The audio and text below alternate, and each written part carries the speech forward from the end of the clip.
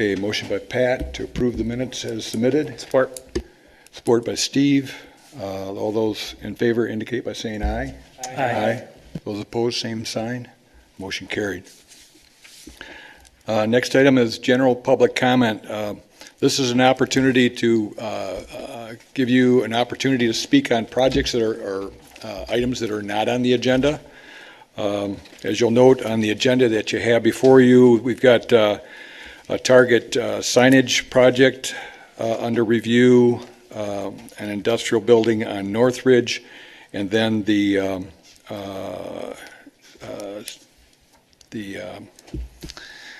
project on Lincoln Lawns for the Lincoln Country Club. So if you have something that's not involving those three projects and you want to come forward and offer your comments, please do so. Come up to the podium, provide us your name and your address, and share your concerns or comments. Okay. Seeing none, we'll move forward into the regular agenda items. The first one again is case number 19-845, Planning Commission approval extension request involving the Target facility on Alpine Avenue. And I'd ask Tricia Anderson, our Planning Director, to introduce the project and give it an overview. Yeah, so this one is pretty straightforward, pretty simple. Back in October of 2019, the Planning Commission approved some facade improvements, signage updates, and a PUD amendment for the Target over on Alpine. And the developer sent us a letter indicating that due to COVID and some unforeseen circumstances, they will not be able to commence construction within that 2-year window that the ordinance allows. So no changes are proposed. Everything will be exactly as it was approved back in October of 2019. And section 94-213-9, part of the PUD section of the ordinance, states that construction shall be commenced within 2 years following approval, which is different from your Article 10 site plan review that allows for 1 year. With a PUD, they allow for 2 years, and the Planning Commission can grant an extension with a specified timeline if the applicant requests the extension prior to the expiration.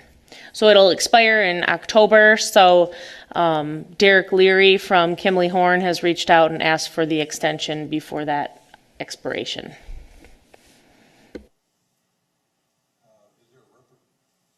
Is there a representative from Target here this evening? I'm not sure if Derik is here or not. Derik Leary, Kimley-Horn. I told him that he could be present if he wanted to, but it wasn't necessary. Okay. Now, with the extension that they're asking for, is there a specific duration that's allowed up to for the extension? So the ordinance states that the Planning Commission can set the timeline. So if the Planning Commission gives them another year to commence construction, that might be appropriate, or 6 months, whatever you feel is most appropriate. I think they're getting ready to get that project going, and that's why they contacted me to let me know that their thing was expired and they'd like to get an extension. Okay. All right. Thank you. Commissioners, any comments? Seems like a reasonable request. If I think there are a lot of things that we have planned during the COVID period has been set back. So in this case, giving that extension seems to be a reasonable approach. Do we have a motion to that effect or any other comments concerning that? Is there, sorry, go ahead. I'll make a motion to extend their request. I'd give them 2 years. Didn't seem to be a problem this time. So. Okay, we have a motion by Tom to extend it by 2 years. Do we have support? I'll support that. Supported by Scott. Any other discussion? All those in favor of extending the approval for another 2 years indicate by saying yes. Yes. Those opposed, same sign. Motion carried. All right, we'll move to the next item. This is a public hearing, final area site plan review for an industrial spec building on Northridge Drive. And again, Tricia, as planning director, if you could introduce the project, thank you. Yep, so we have another industrial spec building being proposed at 3220 Northridge Drive Northwest. And this is Lot 2 of the Northridge East IPUD. And the action requested by the Planning Commission tonight is to review the final area site plan for a proposed 150,000 square foot industrial multi-tenant spec building and associated site improvements, and to grant approval with conditions or tabling of the request. And this project is a final area site plan, and the lot size is 19.4 acres. Again, it's within the Northridge East IPUD. And future land use designation is business and enterprise, and it's within the Northwest Neighborhood Cluster. The general location of the site is on the southwest corner of Northridge Drive and South Industrial Drive, and we have Dave DeYoung with us tonight from Visser Brothers. So Lot 2 is this funky lot that's within the Northridge East PUD. Obviously, a lot of this area here is not really all that usable. There's a lot of wetlands and challenging topography in here. So the majority of the site being developed is out toward the eastern portion of the site. So again, the building itself, so the proposed improvements include the 150,000 square foot building with the 4 tenant spaces. And each tenant space will have office space, manufacturing space, and warehouse space. For the entire site, there are 188 parking spaces proposed with 16 loading spaces. So each tenant will get 4 loading spaces. There's some overhead doors and loading docks proposed on the building. And obviously lighting, landscaping, and stormwater management are being proposed for this site. And they are requesting 120 square feet of wall signage per tenant as a PUD benefit. So here's the overview of the site. I just wanted to point a couple things out on the site here. This railroad crossing here, so this site is just north of that speed rack site. And it was important on this side to ensure that vegetation didn't exceed, did not exceed 30 inches in height. And so we wanted to make sure that the applicant put that same note on the north side of the tracks, so that landscaped areas here have to be maintained so that we can ensure clear vision for anybody crossing the railroad crossing on South Industrial Drive. Another item that I wanted to point out is they are proposing, you might have noticed this little space here between these 30 parking spaces, and those are for electric vehicle charging stations. They're not being proposed right now, but they are setting aside that space so that they can add them in the future. Here's just some images of the facade. And this is a pretty straightforward request. We met with the applicant at the site plan review committee meeting. Didn't have a lot of comments then. The plans were acceptable as proposed. And so I'm recommending that the Planning Commission grant final area site plan approval for the 150,000 square foot industrial spec building and associated site improvements on Lot 9, That would be Lot 2, of the Northridge East IPUD located at 3220 Northridge Drive, per the plan set with the last revision date of July 6th, subject to the conditions that the developer shall address all the items outlined in the city engineer's report dated July 14, 2021. No outdoor storage may be permitted except for outdoors trailer storage. And the applicant shall provide 3 sealed sets of drawings prior to the issuance of a building permit. Okay, thank you, Tricia. Any comments, questions for the introduction? Okay. Now we'll turn to Scott Connors, the city engineer, for his review on the project. For us, you've got a memo from July 14th, and in that memo, we note that they have addressed all of our comments. We've also attached kind of a plan review list that they prepared that you can see that there was a substantial amount of work they had to do, and they're eligible for the gold star this time. So, clean report. It's good to see. Looks like it's straightforward in terms of meeting those requirements with the modifications that they've made. Any comments, questions, Jason? Yeah, one question, what was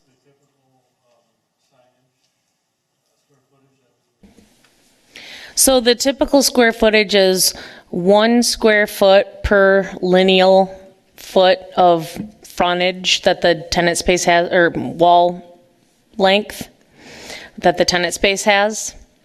So each tenant space, I can't really see from this plan. I think that says 500 feet? It's 125 feet per tenant. Okay. So, yeah, it's not really going above and beyond 120 square feet. Does that answer your question? Yeah. Okay.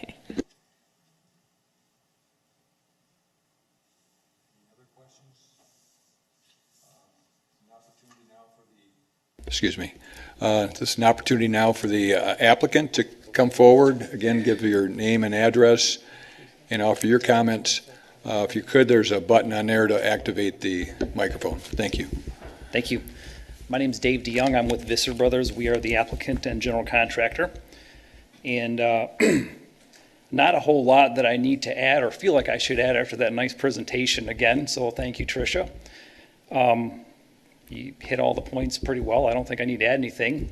If there's any other questions, I'm more than happy to answer them. I think maybe I would just clarify that we talked about 4 tenant spaces. That's a proposed 4 tenant spaces. It may or may not be 4 tenants. It all really depends on how it rents out. So, and we'll address each one of those spaces separately under separate permit like usual. So that's all I have. Any comments or questions for the applicant? Dave, when you say that it could be set up for as many as 4, but maybe not that many, is it initially the big shell that's built first and then you complete the insides as you line up tenants? That's exactly right. So right now we're just doing what we would call a shell, 150,000 square feet. We may find someone that wants the entire building, just 1 tenant. We may find 4, we may find 5, probably not. So it's being put up on speculation. We're trying to set it up from a utility standpoint to accommodate what we think is going to be the right thing for that area. Okay. So I doubt it'll be more than 4, but you never know. Thank you. This is a public hearing, so we have a motion to open the public hearing. Make a motion to support public hearing. Motion by Pat, supported by Steve, to open the public hearing. All those in favor indicate by saying aye. Aye. Those opposed, same sign. Public hearing is open, so if anyone would like to come forward and offer a comment or question concerning this project, you're welcome to do so.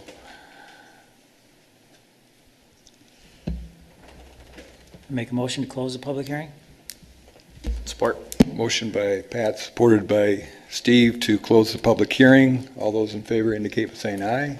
Aye. Those opposed, same sign. Motion carried. All right. At this point,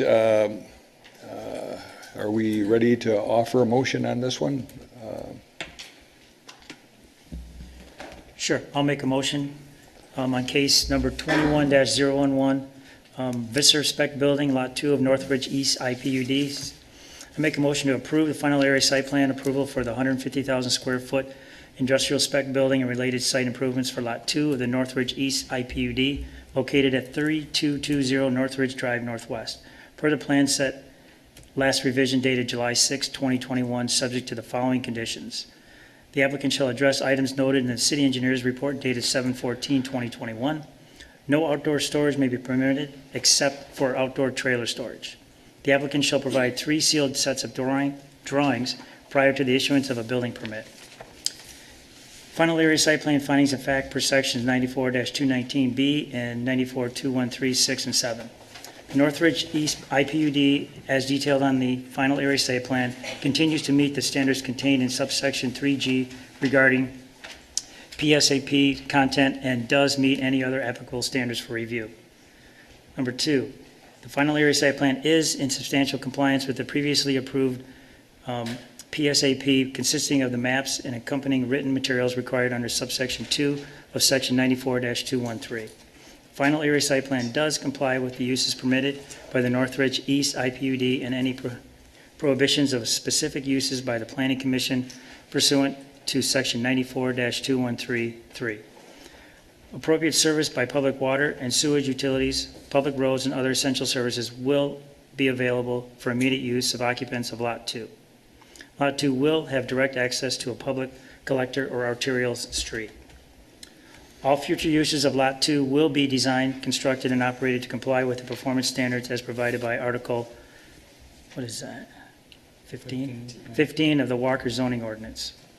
Loading docks and truck maneuvering areas will be designed and located so as not to adversely affect adjacent and neighboring lands or uses due to noise, odor, light, or other external effect.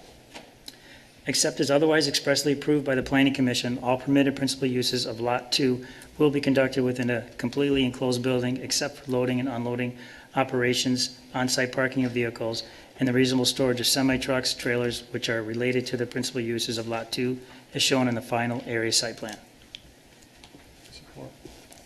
Okay, a motion by Pat, supported by Jason, to grant approval as noted in the motion. Any comments, questions?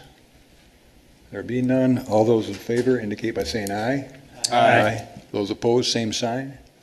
Motion carried. Thank you very much. Thank you.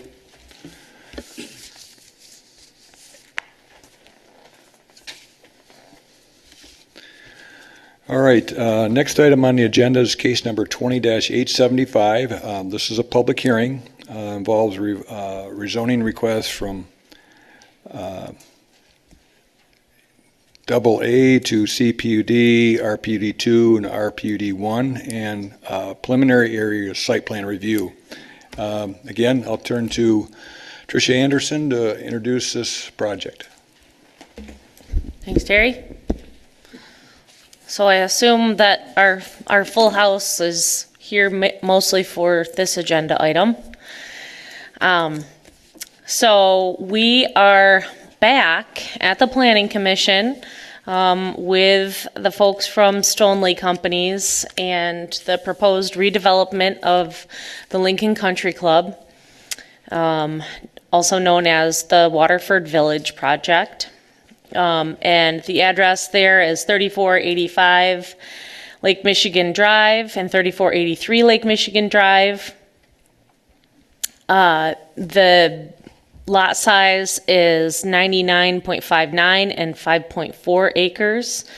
The existing zoning is AA, agricultural. And the project type is a rezone and preliminary area site plan review for commercial, single-family residential, and multifamily residential planned unit developments.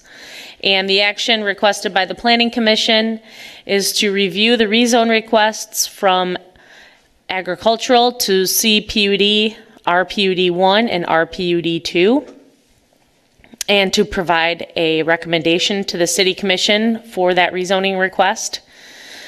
And the second action is to review the preliminary area site plan for the, I have a typo in there, for the Waterford Village development, and to grant approval with or without conditions or denial or tabling of the request. So again, we have two requests for the Planning Commission to vote on tonight. The first one being the rezone request, which requires Planning Commission recommendation, and then their recommendation is to the City Commission. City Commission has final approval. And they're also looking at the PASP, or the Preliminary Area Site Plan.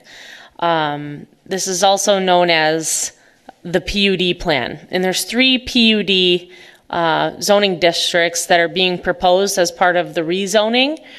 And so each of those proposed zoning districts has its own PASP review.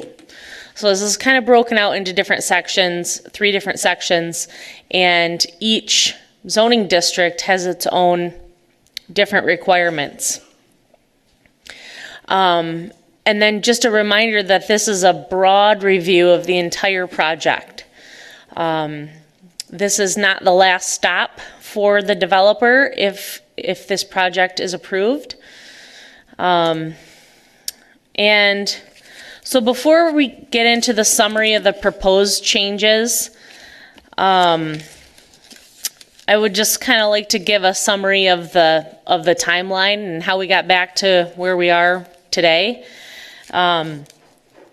So many of you were in attendance at the April 14th Planning Commission meeting, where the Planning Commission first considered the rezone recommendation to the City Commission, and at that time they tabled their action on the PASP because they wanted to wait until the City Commission had given the approval or denial of the rezone request.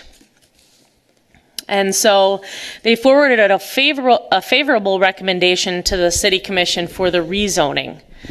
And then on April 26th, the City Commission considered the rezone request, and they provided a preliminary denial of the request for reasons related to the lack of alignment with the future land use plan within the Walker 2020 master plan.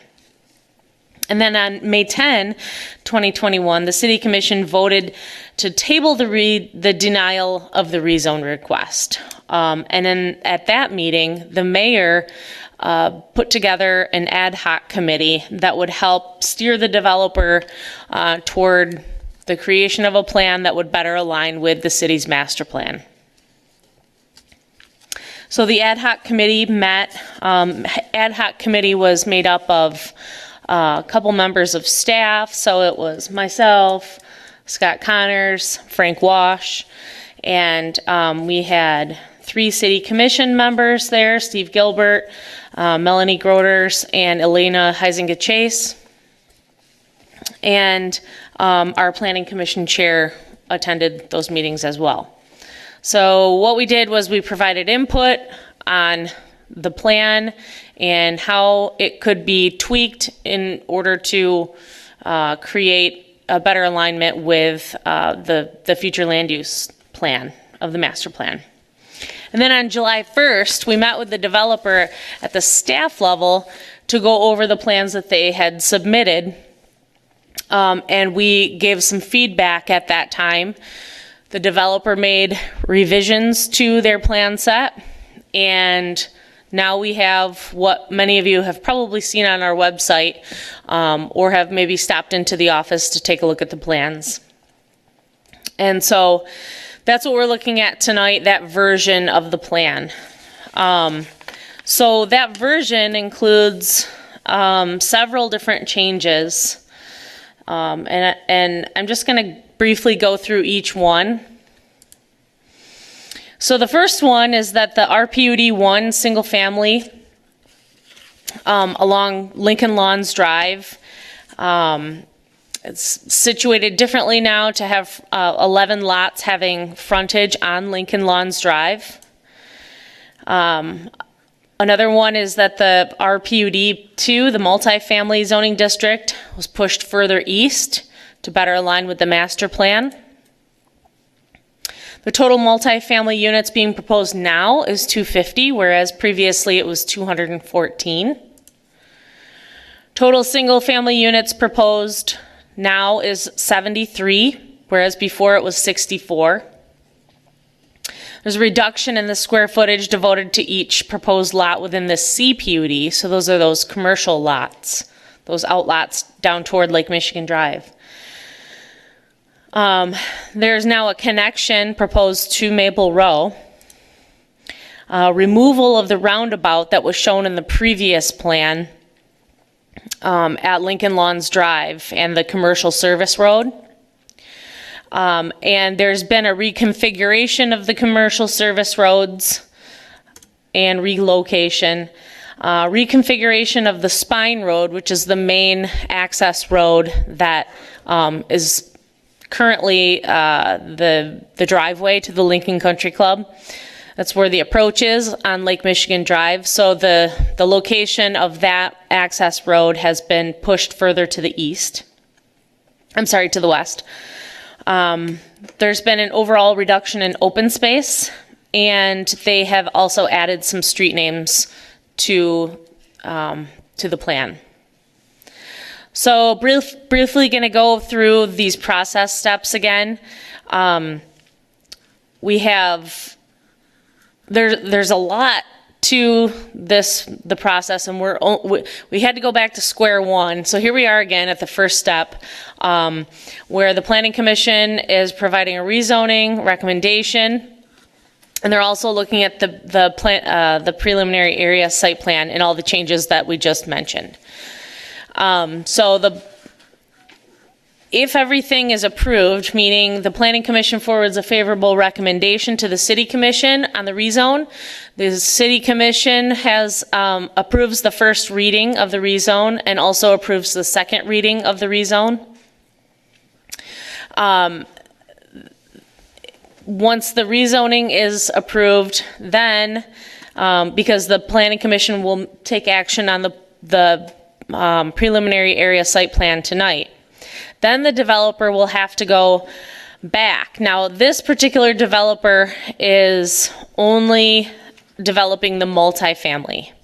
Many of you may remember from the last meeting where we mentioned that the single family would get sold off to a different developer who would then have to go through the plat or the site condo process, which is prescribed by the state statutes and also our subdivision ordinance. So that requires a series of Planning Commission and City Commission approvals and lots of staff reviews along the way. The multifamily requires a final area site plan by the Planning Commission only. And then each individual commercial lot requires Planning Commission review only. So the first thing that we are looking at is the rezone request. And so I went through this criteria before, but I'm going to go through it again. What are the things that we're looking at? What are the questions that are being asked when the Planning Commission is considering approving a rezone request or forwarding a favorable recommendation for a rezone request? So we're looking at consistency with the master plan. We're looking at whether the land uses that are being proposed in association with the zoning districts are compatible with the surrounding areas. Are the range of uses that could be permitted in each zoning district, are those compatible? Obviously, with the commercial zoning, you have a range of uses, and typically within the CPUD, the range of uses are for local commercial, or C1, that we have listed in our zoning ordinance. We are also looking at items that might affect health, safety, and welfare. Will the rezoning have a detrimental effect on any of those things?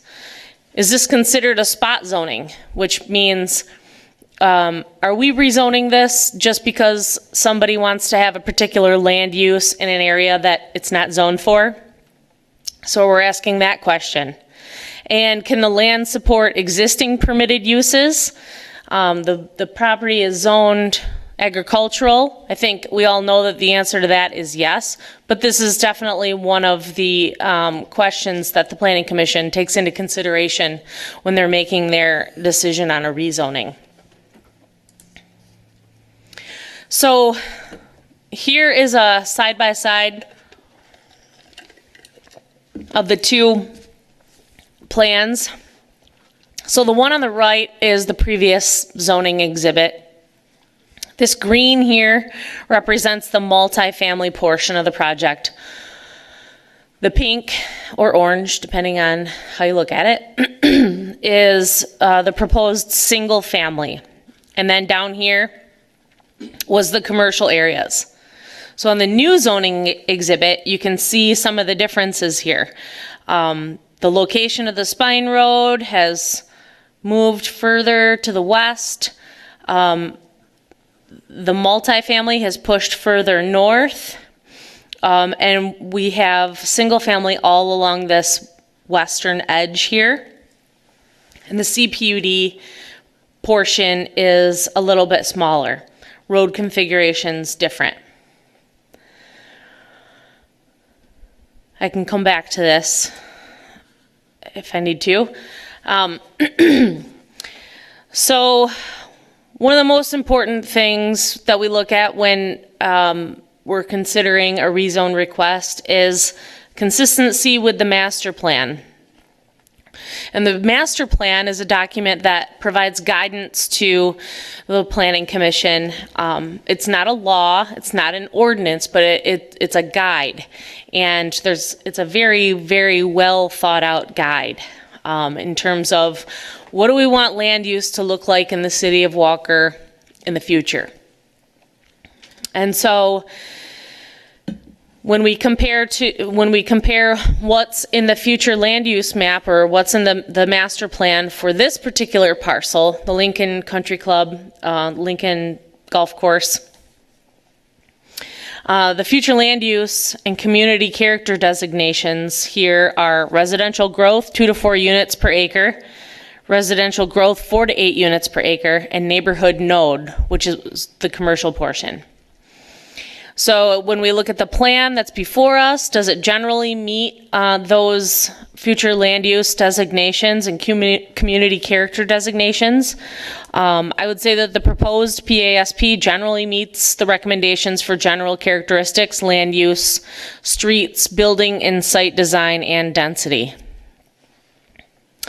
Then we have another section in our master plan that's called SUL, or Significant Undeveloped Lots. And we've got a table in there that provides a pre-prescribed density for all of the significant undeveloped lots, or the really large lots in the city that could still be developed. And so that table provides, for this particular parcel, a maximum non-cluster density of, total units of 318.72. The plan that's before the Planning Commission tonight, as far as residential goes, there's a total of 323 units being proposed, 73 single family, 250 multifamily. That does exceed that number that's given in that table. But when you break down the density, it works out to be about a little over 3 units per acre over the entire parcel. So 323 units over 105 acres works out to be 3.07 units per acre. So another portion of the master plan that we look at is the corridor design plan. This one is really important when we're considering opportunities to create connections to existing neighborhoods. And this particular plan shows connections to Maple Row and Cooster. And the proposed PASP doesn't doesn't show a connection to Cooster, but it does provide connections to Maple Row, Marlboro, and Lincoln Lawns Drive. So that one connection to Maple Row is really important for various reasons, mainly for health, safety, and welfare, but also access to the primary streets for the residents that live in those neighborhoods.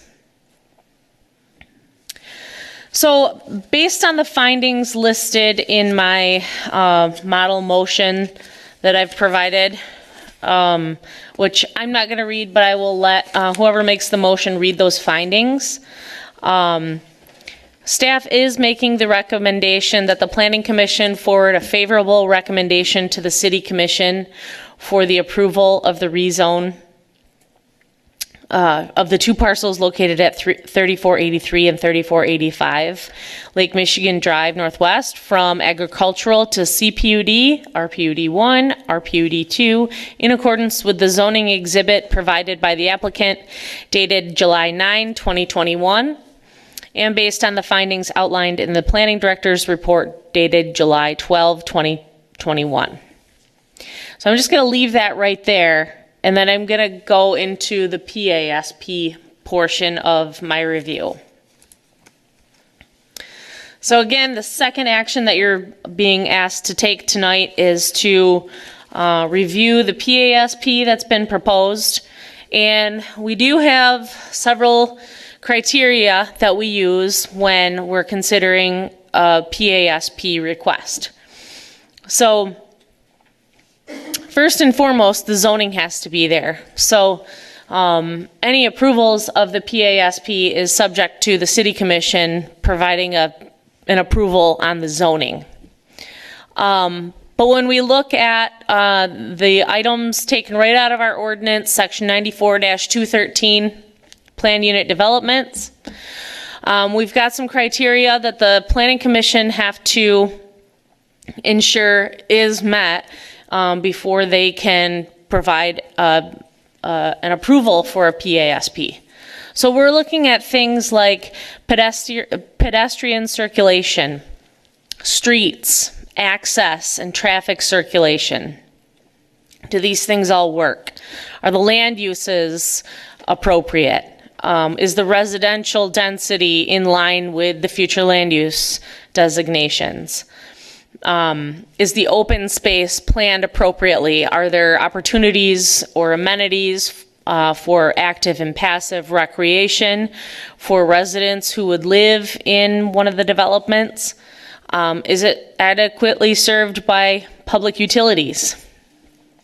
So you'll notice we're not taking a look at all of the nitty-gritty details of stormwater calculations and exact depth of water utility lines and things like that. That comes, if this is approved, that comes after the developer has all their approvals in place for this preliminary area site plan, and then comes back to the Planning Commission for a final area site plan. That's when we'll get into a lot more details like landscaping and engineering. So with this preliminary area site plan review, there's a few things that are going to be locked into the plan. By locked in, that means we're going to reference this plan when the developer, the one that's with us tonight, who's going to come back to the Planning Commission for final area site plan for the multifamily, as well as any residential builders who might be taking over the single family zoned areas. So we're going to refer back to this plan to make sure that all the items that were reviewed as part of the planned, the preliminary area site plan review are included and incorporated in their FASP plans. So items that are going to be locked in as part of a PASP approval would be things like the number of units and the density, the general street layout and the connections to other neighborhoods, signage that goes above and beyond what the sign ordinance allows, off-site improvements, and sometimes we ask that the developer enter into a development agreement with the city so that we can ensure some off-site improvements are taken care of and that costs are discussed and agreed upon. Zoning districts, setbacks and maximum building heights, sidewalks and pedestrian pathways are things that will be locked in also. And then we have clearing limits and conservation areas. This particular plan hasn't had any changes to that 20-foot no clearing zone along the rear of the northern portion of the single family, as well as the eastern portion. And the last part is recreational amenities. There's probably a few things that, this list isn't 100% exhaustive. There's probably a few things I'm missing there, but these are the main components that we're going to be referencing when they come back to the Planning Commission for final area site plan review. So just an overview of the RPUD 1 proposed zoning district, the low density single family residential. You'll notice that there's 11 lots that front Lincoln Lawns Drive now. This is that spine road I hope you name it something different than spine. But this is that main access road. They're proposing they're showing some parallel parking spots here that we've asked them to remove. So I think that was just a technical thing here. And they are proposing 73 units. This is the multifamily, the RPUD 2 high density residential. You'll notice that the multifamily has a connection here to the single family, and buildings are spaced appropriately from one another. We've asked for a number of items that I've listed in my report under other items. I'll go through those shortly, but there's some little things in here like sidewalk locations and driveway lengths and things like that were left off this plan that we're going to need to have so that we can make sure that cars aren't parked in a driveway and it's hanging over a sidewalk. We'll want to make sure that those items get squared away.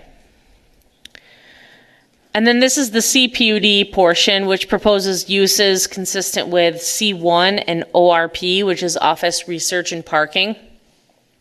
So when we're looking at that range of uses, whoever decides to purchase any of these lots, they'll have to come back for a final area site plan to develop the commercial lot.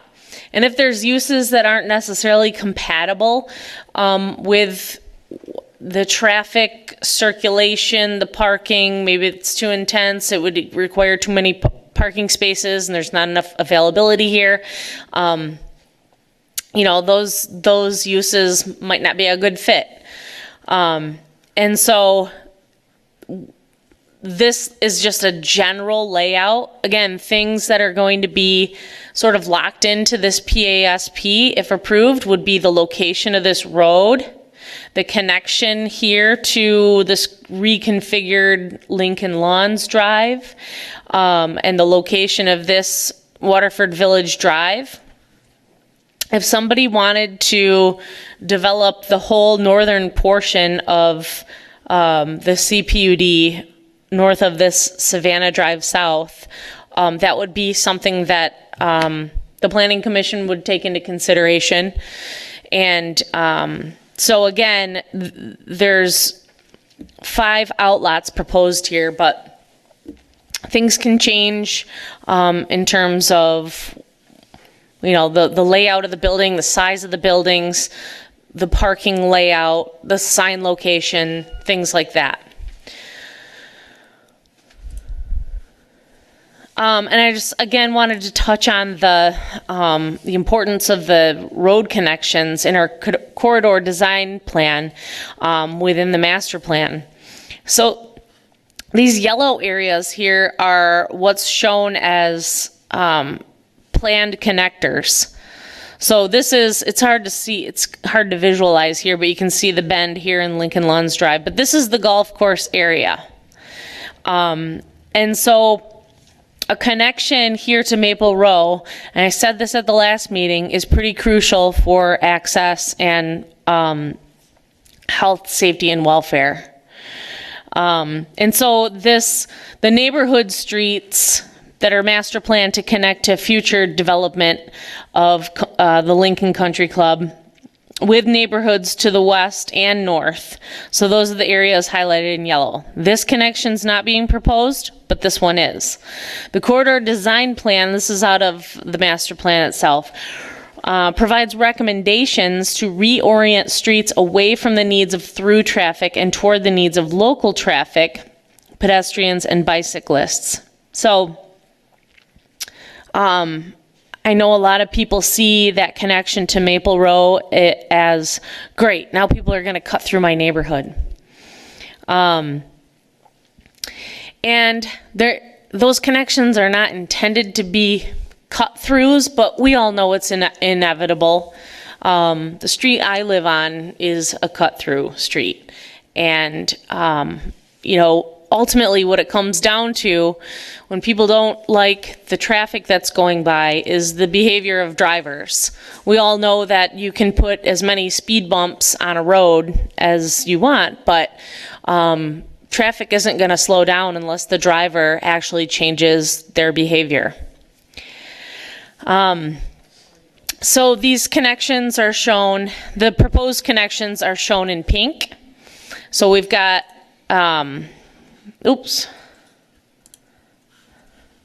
Maple Row, we've got a connection to, I have another map here.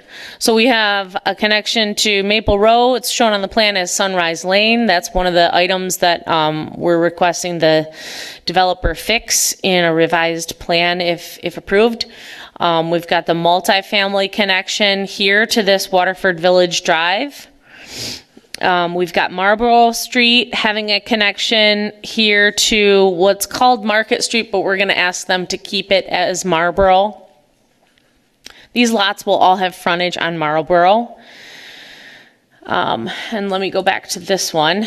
And this is a closer look at the reconfiguration in that commercial area.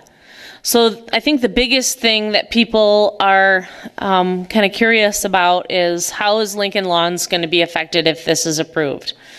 So one of the items that we have stressed as being an important opportunity to fix something that is causing some accidents on Lake Michigan Drive is the alignment of Lincoln Lawns Drive with Sunset Hills here to the south.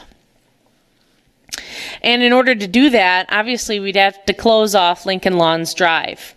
And in doing so, and being able to keep this little stormwater management facility right here, this is what the configuration could look like, or would look like if approved.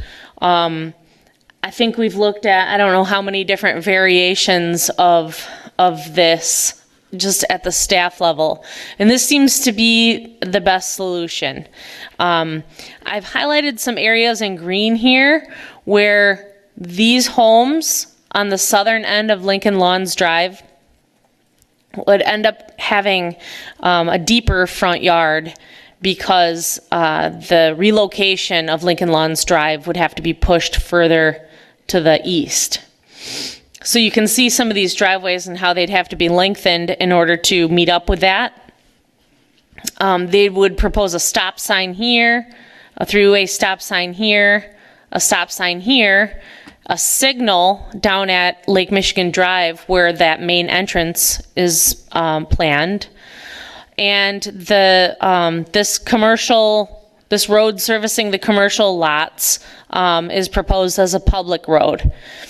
That would be maintained by the city.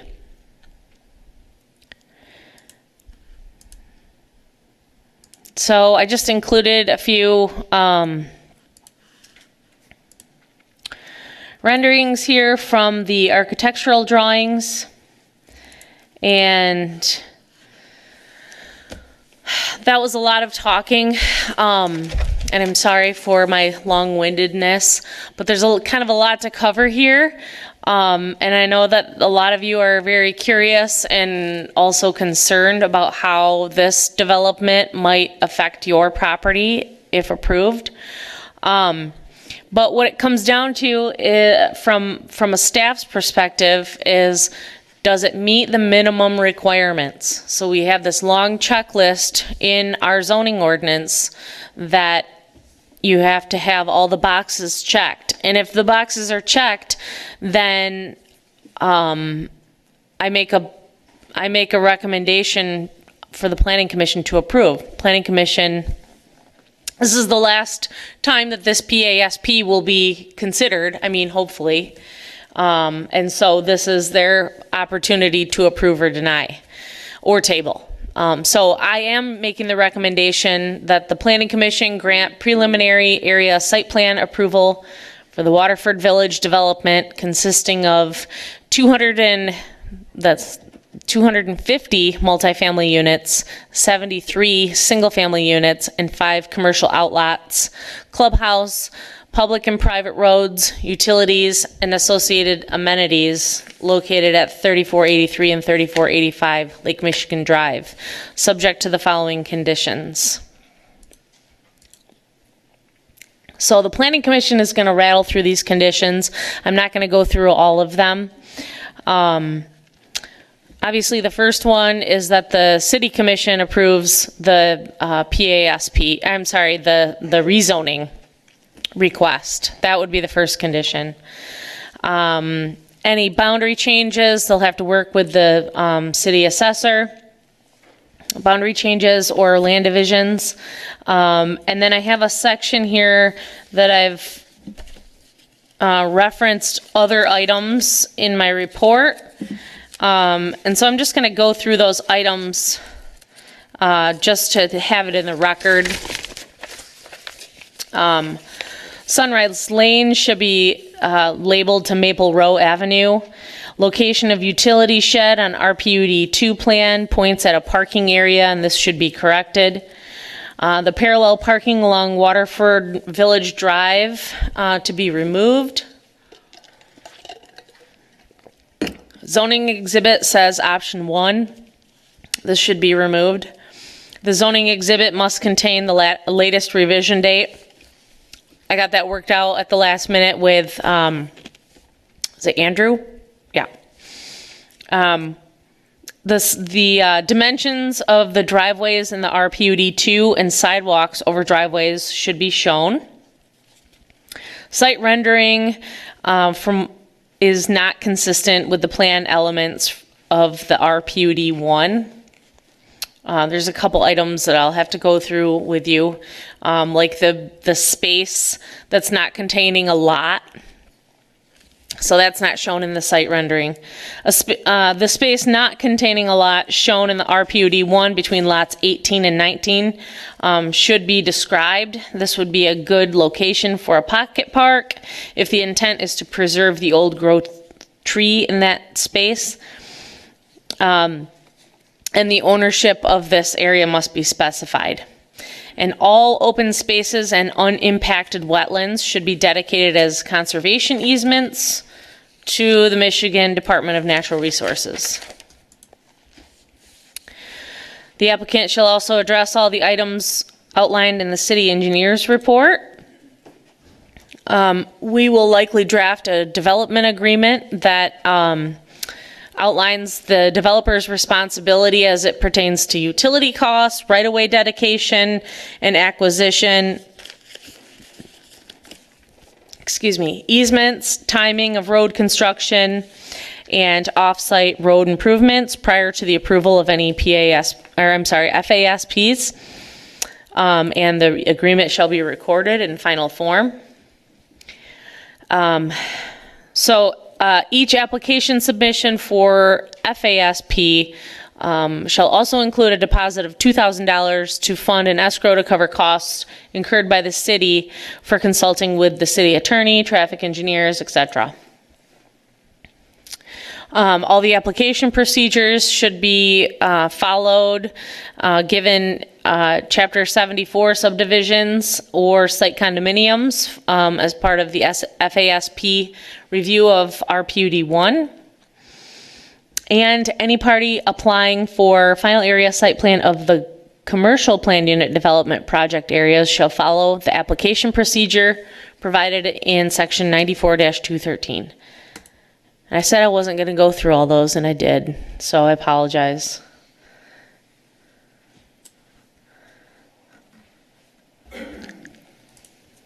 Thank you, Tricia. Commissioners, any comments or questions at this point? Tricia, Yes. has the city looked at, so if this exits out on a Maple Row, the connection, Maple Row and Sunrise Lane, has any thought been put into like a four-way stop there to kind of stop traffic all four ways? Because right now it's two-way. And then also the connection of Maple Row at Leonard Street. If all this traffic's going to go out there, it'd be nice to have a left turn lane. I don't know if there's room, but it'd be nice to have it because I sit there now with just a little bit of traffic.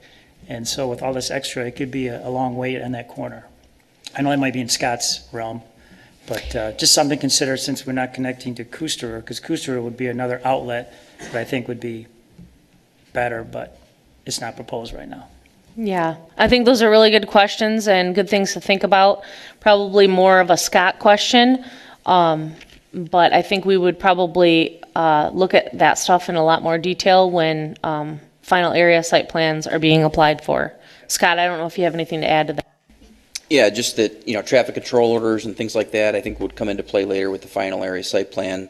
In terms of, funneling a lot of traffic through here, I think there was some serious thought put into how this was configured so that wouldn't be the case. So it would be an outlet, but not a primary. It would be slower than going to one of the major roads, and following the hierarchy of our road system. So it shouldn't be as much of a detriment, I think, as most folks think.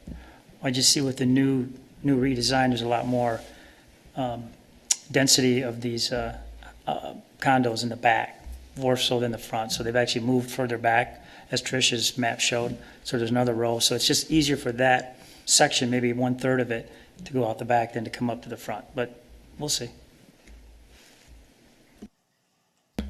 I have a question too, for Tricia. For those folks at the very southern end of Lincoln Lawns who will have a deeper front yard and may have to have their driveways extended, who would bear the cost of having to connect where their driveway is now to where the future street would be? That would be paid for by the developer.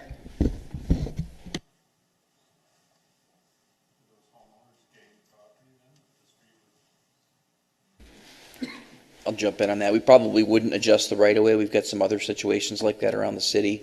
I think what we probably have to do is find some leniency in taking care of the grass that's out front. And I think the lots that are the most impacted happen to be immediately adjacent to the park. So most likely those would just be covered as part of the maintenance around the park entrance.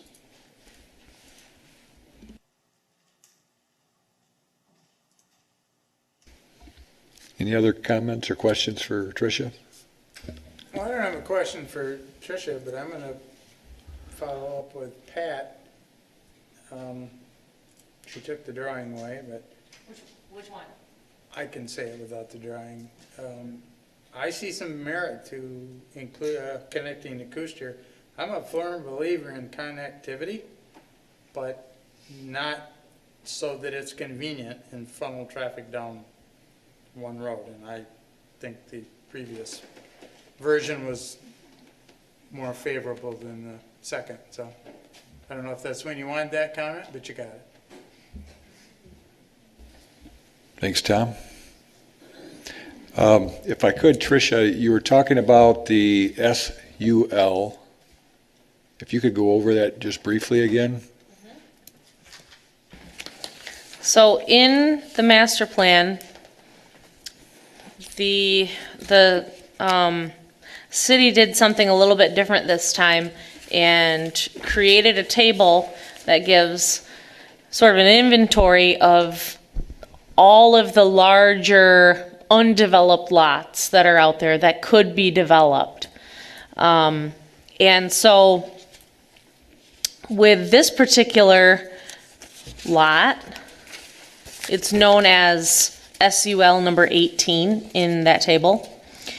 And it shows an approximate gross density of 398.4 acres. So that's, if we apply 2 to 4 units per acre and 4 to 6 units per acre within those designated areas, and we don't take out things like undevelopable areas such as wetlands and open spaces, steep topography, stuff like that, we come up with 398.4 units. But we obviously have to look at it from a practical standpoint because we take away a lot of square footage and acreage that gets devoted to open spaces, conservation easements, wetlands, things that are areas that are not developable, right of way. And we end up with 318.72 units. So the total acreage is approximately 105 acres. So does the proposed total number of units exceed what's been prescribed here in this table in the master plan? The answer to that is yes. But when you look at it from the standpoint of gross density, it's about 3.07 units per acre. Does that answer your question? Yes. Okay. All right, at this point, we'll move to City Engineer Scott Connors and his review of the project. So as Tricia mentioned before, our comments are really going to be more broad in nature. You won't see any comments in there specifically, at least, about the zoning or the planning side of it. We'll kind of stay in our own lane and talk to the technical issues. So we've broken this down into the 3 sections, the CPUD, RPUD1, and RPUD2. So we've got some detailed comments in there. Before we jump into that, I guess as related to the ad hoc committee, maybe to reiterate, we were a support for that group. I think a technical support. We kind of sat on the periphery and tried to help out with looking at feasibility on certain ideas. And I thought the committee did a really good job of looking at a whole bunch of different ideas and working with the developer there. So we can continue that role here in answering questions about feasibility and things like that. So related to the CPUD area, maybe a couple points that are worthy of discussion. I won't go through the whole list. I don't think this is the right forum for that, but the east-west road that runs through the CPUD area, as proposed right now, meets our residential road section because that's narrower. So it's a 30-foot road instead of a 36-foot road. And that limits them a little bit for the future in terms of uses that might go in there to pretty much just passenger cars. It's going to be hard to be able to make those driveways work with anything else of any significance. Garbage trucks are going to use the whole driveway and fitting in there. And so I think that's something for you to consider moving forward. Also related to the alignment of a couple of driveways, as for the PASP, I think it's important that the driveways line up between lots B and E so that they're across from each other and you don't have a left lane lockup or a left turn lockup for people that might be leaving there at a busy time. And then also related to this Savannah Drive South, you'll see a driveway at the extreme west end and the extreme east end. I'm sure Tom picked those out because those are things we typically try not to do. At this point, it's a preliminary plan. I think we've pointed out that that's not the most desirable setup, but to fully complete that design when we don't even know if this is going to be 1 commercial user or 10 commercial users. That's a little bit difficult to say. So I think it's important to put that into the record that given the opportunity, we'd probably want to find more spacing there depending on what the final area site plan use is. Related to drainage, we fielded a lot of comments over the last few months and years related to the county drain. They are agreeing to relocate the county drain. You can see that on the plan. All of those details are not shown here. And if this moves forward, I think we'll probably set up a meeting with the county drain office and also with MDOT, kind of a pre-design for the final area site plan, so that being that the design firms from out of town especially, I think it's important that we get some of the local experts and get their input so that everything is covered there. And that would take place if this was to move past this step. Related to the RPUD 1, Tricia mentioned the parallel parking spots. If they are going to remain on the plan, we do have a little bit of homework to do there, vetting that out with the city attorney and the DPW. I actually like the idea of some parallel parking there in some respects because it's traffic calming. I think that could be used for the visitors to the apartments. But we do need to work out who's responsible for snow removal, who's responsible for pavement maintenance, those kinds of things. And that has not been worked out. I think the last site plan review meeting we had, the developer had said they're probably just going to remove those altogether. If that happens, then that problem goes away. Again, some of the benefits go away as well, but I think that's something they'll probably discuss when they come up to the podium. Tricia mentioned the name changes. I think that's important to point out and to maybe have some discussion on today, whether we want to try to stick with the Market Street or continue the Marlboro street name. I think it's important to have some continuity there. And then, one important note about drainage, I think, related to the RPUD is that we want to make sure there's a comprehensive drainage study. And we've been through this as a group a number of times where we're going to want to see a zero impact.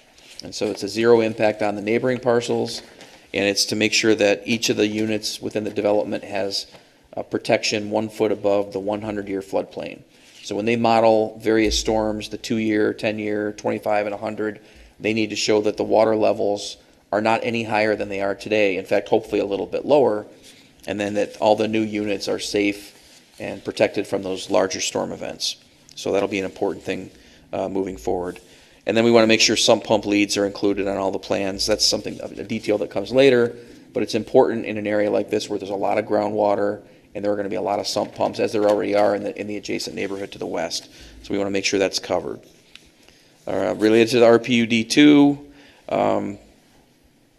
we want to move some spaces around, make sure, I think between buildings 9 and 10, it would sure be nice to have some additional spaces, especially if those parallel ones go away. We don't want to see visitors parking just along the sides of these streets because they're just too narrow for that. That's not going to work, so they've got to have ample parking. And then one critical design detail that we've talked about a few times, we want to make sure that the distance between the garage door and the edge of pavement for the road for the traveling path is 25 feet as a minimum, and hopefully more in some places. But that number is a number we've been using with a lot of developments over the last 10 or 15 years, and it makes sense.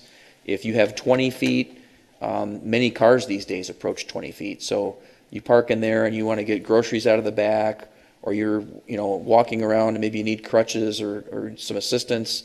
You just can't get around, and we want to make sure that the people can move around, the pedestrians can move around these vehicles, especially if they're a visitor attending or getting to one of those apartments. So that's a key dimension for us. And then again, related to basements, I think we're going to want to know what these apartment units look like. Are they just a crawl space or a slab? Do they have an actual basement? If they do, then the same rules apply in terms of sump pump leads and making sure that there's a robust drainage design so that they can use sump pumps to make sure they get water away from the basements. So there's lots of other comments in here. I think a lot of those are really kind of just to frame the discussion. I think these are the ones that I think are worthy of you touching on today if you have any issues with those. And I'll leave it at that. Okay, thank you, Scott. Again, any comments, questions for Scott on this? Scott, has there been any drainage study for this project at this point? I think the developer's done a lot of volume studies to size their detention ponds, but we haven't gone through it. And part of not going through the details of that is this thing's changing all the time. We probably would have done 5 robust drainage analyses on this, and we want to make sure they get past the rezoning first. I think we said that last time too. I can appreciate that comment. Yeah. if they can't get a zero impact, then they're gonna be dead in the water, That's correct. so. Well, I hope that's correct. Actually, that's your decision, but I think we're going to want to make sure that we're going to recommend that. Well, right, but I'm a little concerned that we're going down a path here, putting a lot of units on here in roofs and paving, and if they can't come up with zero impact, they're kind of spinning their wheels. Yeah, I think that's a great comment for you folks to ask of the developer when they come back up, and make sure, reiterate the need to ensure that they can comply with that.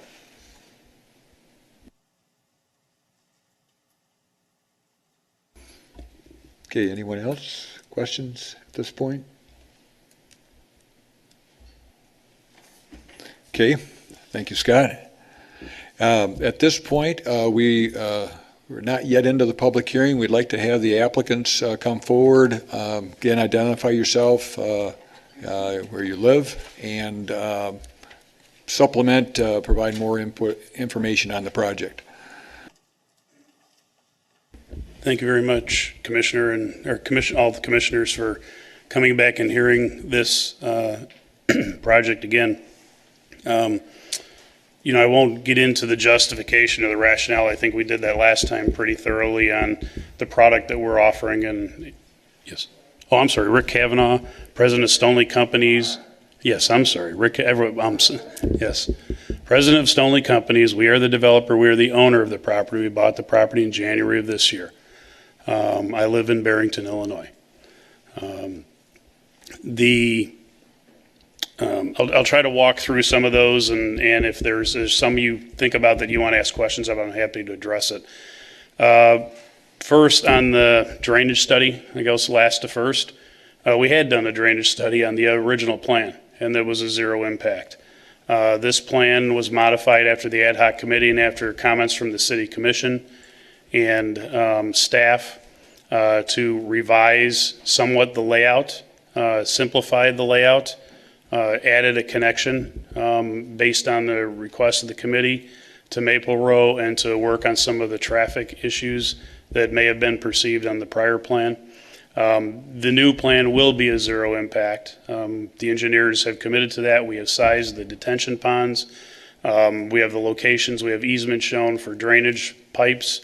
We will accommodate the sump pumps and piping into that system, which goes into those lakes. Those lakes are kind of where all the drainage goes now. They will be dug out a little bit deeper, but on the old hole on Lincoln Lawns is an area that holds a lot of water, and that becomes the primary detention facility for the southern half of the single-family portion. I'll call it single-family versus RPUD1, and also the commercial parcel. The multifamily, the majority of the detention with this relocation of the Waterford Village Drive, won't call this Pine Road, with the relocation of that, now if you look at the natural fall of the land, that road is pretty much at the height or the peak of the natural topography as you go back into the site. It's the old first hole on the golf course. That's kind of where it lines up. It actually worked out much better because where the old shed was and how that worked was going to be a dip with some buildings and coming back up. Now this road can actually become a meandering, nicely defined road in that area, and it'll have a lot more open space and visibility to that detention area, and some of the tree stands that we've trimmed up and are going to save on that western portion of the property. With regards to basements on the apartments, there will be no basements. These are not condos. These are not being for sale units. They are apartment units, 4, 6, and 8 unit buildings. So they appear smaller units. They're 1 story. They're not 2 stories or 3 stories or 1 stories. It's a different product type, as I had described before. So they will be a slab on grade. And the buildings will be elevated slightly above the roads. So, and then the drainage would go to the storm system in the roads. That drainage all goes to the detention ponds and eventually into the county drain, which will be reworked. I was back there mowing the grass today near the county drain that exists, and there's a lot of overgrowth and a lot of junk in there that needs to be taken care of. So I think going in and putting the size pipe that we've agreed with MDOT to take care of that drainage that comes from the southeastern corner across around the back and then over to the drain that goes under the Lake Michigan Drive will be a dramatic improvement for all the drainage in the area.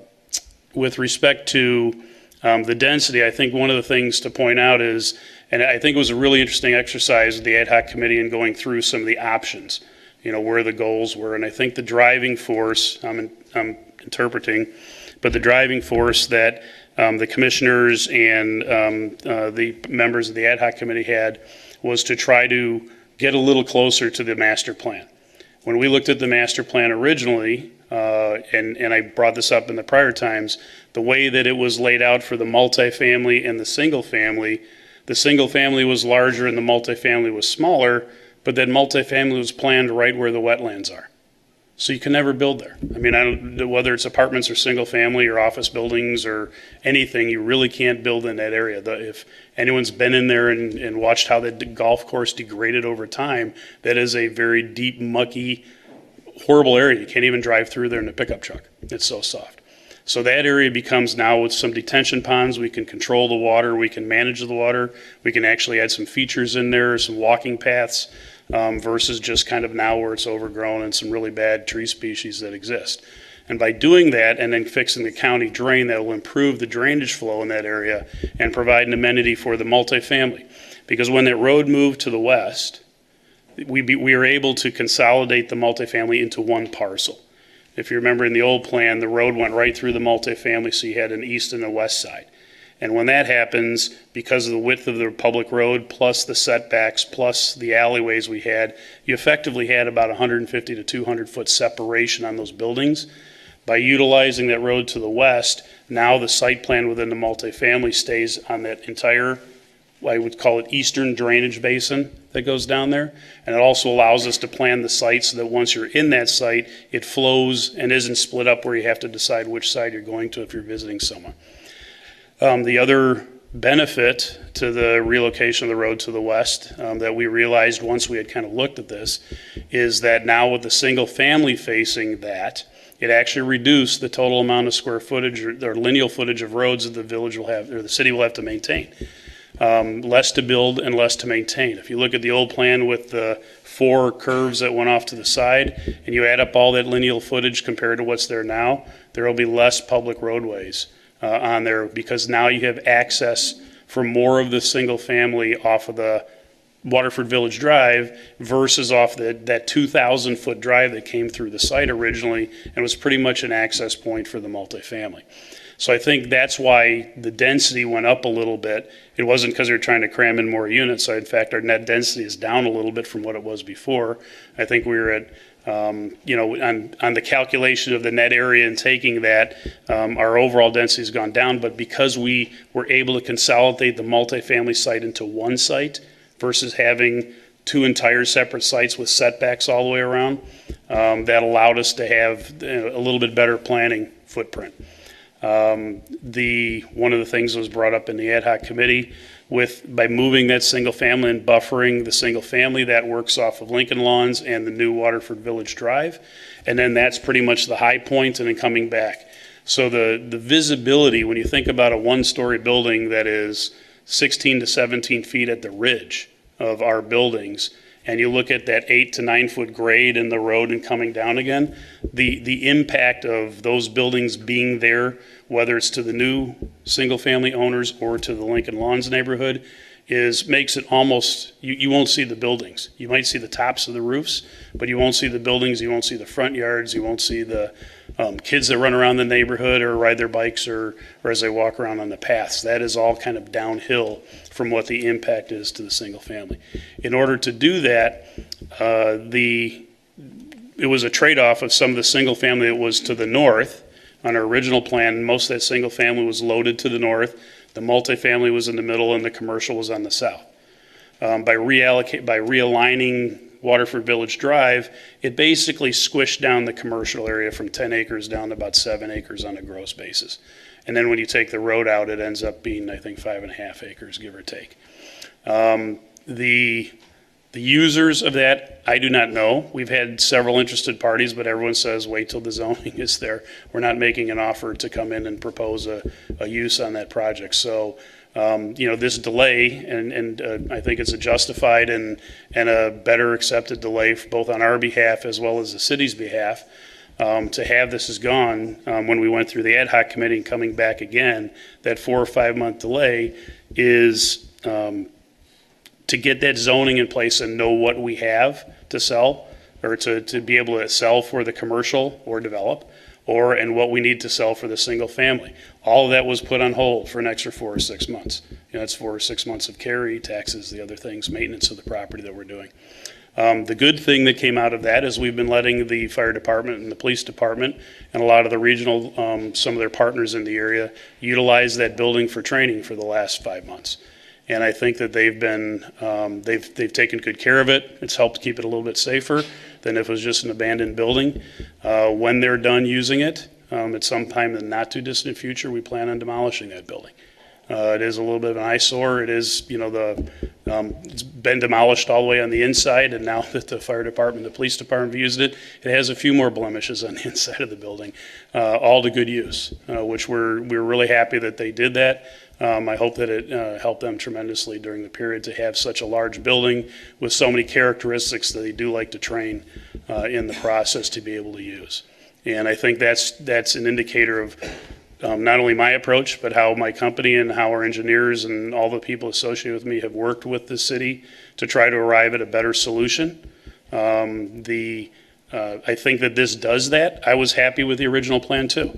I thought that was a good plan, but there were trade-offs, and what that did is made assumptions that the master plan could be amended and bifurcated into, top, middle, and bottom, and that was not acceptable to the city commission.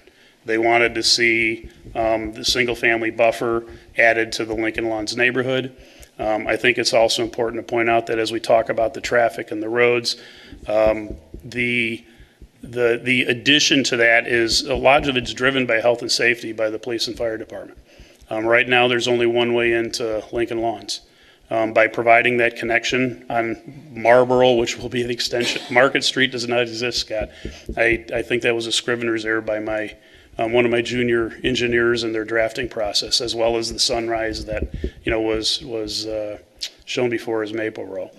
But that now creates an opportunity if there is something that comes up, that there's an event to be done. We've talked about the Kusterer connection.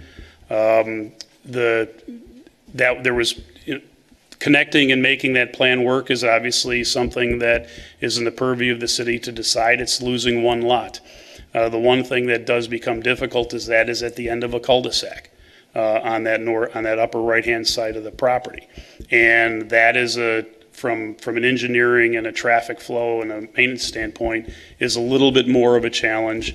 And at the end of the day, I think we followed the advice of the city and the traffic study group that provided the impact to provide the connection to Maple Row and to realign Lincoln Lawns. I know at the last Plan Commission of the City Commission, we heard a lot of grief about the traffic circle that we had proposed at that intersection. Well, that was kind of a conglomerated proposal originally to try to deal with the fact that you have 4 roads coming in at slightly different angles.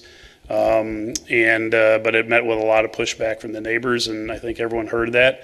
I'm ambivalent whether it's a traffic circle or an X intersection that's a little bit off base. I do think that aligning that with Sunset Hills to the south is really important. I've made that turn off of Lincoln Lawns many times as I visited some of the neighbors and driven off back on the property. The crossing movements of that to Sunset Hills into each other, into that center median, is a problem, especially if you have to make a fast decision because someone's flying over the hill and you got to get going on it and someone's coming the other way. It is a very difficult transition. I don't do it every day. Maybe it becomes more useful, but I think aligning that road is an important part of it. It's an expensive process, I understand, but it is something that we would agree would be an improvement for the neighborhood. It would be an improvement for the front yard setbacks of those neighbors that right now that are at that intersection of Lincoln Lawns and Lake Michigan. And it does provide a little bit more of an open space feel, buffering that neighborhood to that where the commercial goes. And one of the other things we've done, we spent a lot of time and a lot of money doing a lot of oak tree trimming and stands of heritage trees there. We got in there and found out some stuff we didn't even know existed that were so covered up in junk. And we went back in and found them, and we actually moved our site plan around to keep those stands of trees. I look at some of those, and you know they're worthy of being a part of the site plan for the overall PUD. And as far as the pocket park up there, I have no objection to the pocket park. There's an open space there right at that point, and it's an area where there are some trees that I think are worth saving that we did trim up and improved for the neighbors across the street, as well as for eventually for the site that's going to happen. You know, the homes that are going to be built along that. So, and as far as the overall couple of comments, we had agreed in the site plan review committee to remove that parallel parking. While I think it's important to talk about access for visitors, in reality, the way that apartment properties work is visitors come into the property. They don't necessarily go around and try to find something on the backside. And when we would discuss the maintenance of those and then all the additional sidewalks and connections that we require, it adds more impervious surface to the area. It adds a little bit less. It actually encroaches a little bit in some of the tree lines that we might be able to save at the top of that hill as we have the setback to the multifamily buildings. So I had committed at the time to remove them. Unfortunately, again, my draftsman didn't catch that in his final submittal on July 9th. So, but we have committed to get rid of that. And I think a lot of the other things, the discussion with Scott about the driveways, I understand that in concept. I guess we're looking at that very seriously. You know, we look at the size of cars, we look at that. One must keep in mind as you look at our multifamily section of this property is we're effectively providing 4.2 parking or 4.15 parking spots per unit for 1 bedroom, 2 bedroom, and 3 bedroom units. Because we have a 2-car garage, we have a double driveway, and then we have the street. There's no on-site parking on the street. They aren't wide enough. Now, does that mean someone's not going to pull in and do that at some point in time, or Amazon Prime might come by and do that?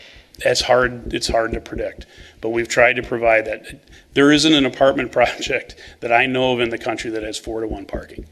So when we talk about off-site parking and visitor parking, that will be accommodated kind of within the units area, so people will pull up and go to their front door. We look at the depth of the cars, the type of cars we have, kind of the population of automobiles that result in apartment properties. Ford F-150 extended cab is 19 feet, which does stretch that 20 feet. We're looking at some ways that we can move those buildings around and gather some of that. There might be a couple of conditions where it doesn't make sense to do, and might be some conditions that we do. Scott's been very clear about that, and we're working to find an accommodation to do that. When you move those driveways in 5 feet, your buildings get 10 feet closer to each other. I mean, that is one thing. So in the rear yard where people have their backyards and their patios, they are now 10 feet closer to the person behind them. That's also a consideration that I think, we're trying to take into account on how those buildings face. It's different because of the site plan and where all the different buildings are. This new site plan, one of the benefits is I think we can use the water, or I'll call it the wetlands amenity better. Before, because of the way the site was laid out, we had ends of buildings facing that, so you didn't really get views. You didn't get to have, not walkouts, but you didn't be able to walk out in your patio and have a lot of open space. Now with this plan, the way this is laid out, there will be several buildings on our site that have that wetlands amenity and view corridor that they wouldn't have had before.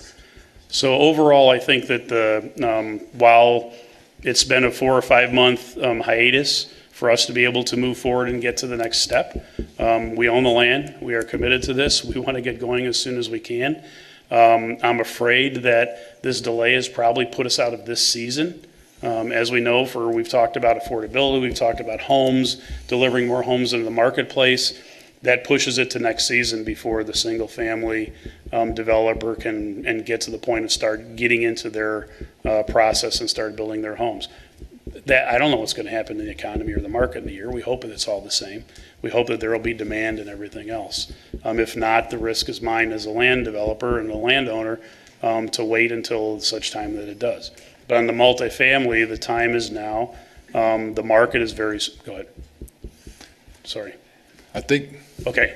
probably got a pretty good idea. I've added everything I can, so Yeah. I'll answer any more questions. I think, as Scott pointed out, a lot of the detail that he mentioned that you responded to here would be worked out in the final area site plan, or kind of get those things balanced out. I think we're probably reached a point. Before we do so, I wanted to see if there's any comments, questions that the board has, commissioners have, before we open the public hearing. Okay, Okay, great. all right, Thank you very much. thank you.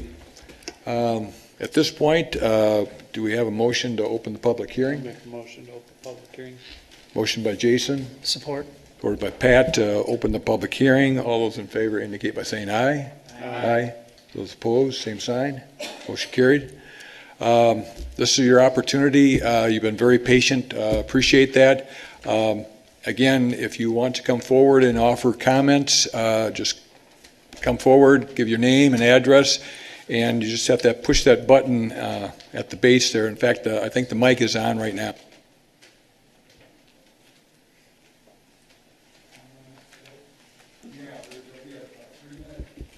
Excuse me. There'll be a 5-minute time period for each speaker. What happened at a meeting a few months ago, people said, well, I'm going to give mine to somebody else. We're going to leave it to 5 minutes per speaker, and we'll go from there. Thank you. My name is James Benjamin, and I'm at 3674 Sunrise Lane. And I have a couple of concerns that I'm looking at, and then one question for the commission. The concern is that with the increase in the number of units and single home houses, to me that indicates an increase in density. And with the increase in density, that seems like it's also going to increase the traffic flow and any kind of situations and problems dealing with that. Also, another concern is the loss of the open space areas that were promised in the original plan. The open space sounded like a good idea. My question to the commission is, since our property butts right up next to where the extension for Maple Row is proposed to be going through, and if that does happen, what specific traffic safety plans are in store? I know there was a talk about a four-way stop. Will there be a four-way stop at Sunrise and then down at 10th? To slow things down a little bit? What about the possibility of rumble bumps to slow things down? Because once you make that right turn towards Leonard, it is a straight shot, basically, as it is right now. Has there been some concern about, or there's been some thought about the using this entryway as an emergency entryway for fire and police only, and restrict traffic otherwise? And what about a traffic light at the corner of Maple Row and Leonard? I know that has to go through the state, but I'm wondering if the commission has given any specific thought or focus on those things. Thank you. Thank you.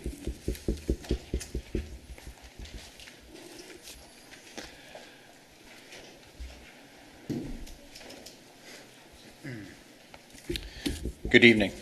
My name is Bill Stellama. I live at 615 Lincoln Lawns Drive.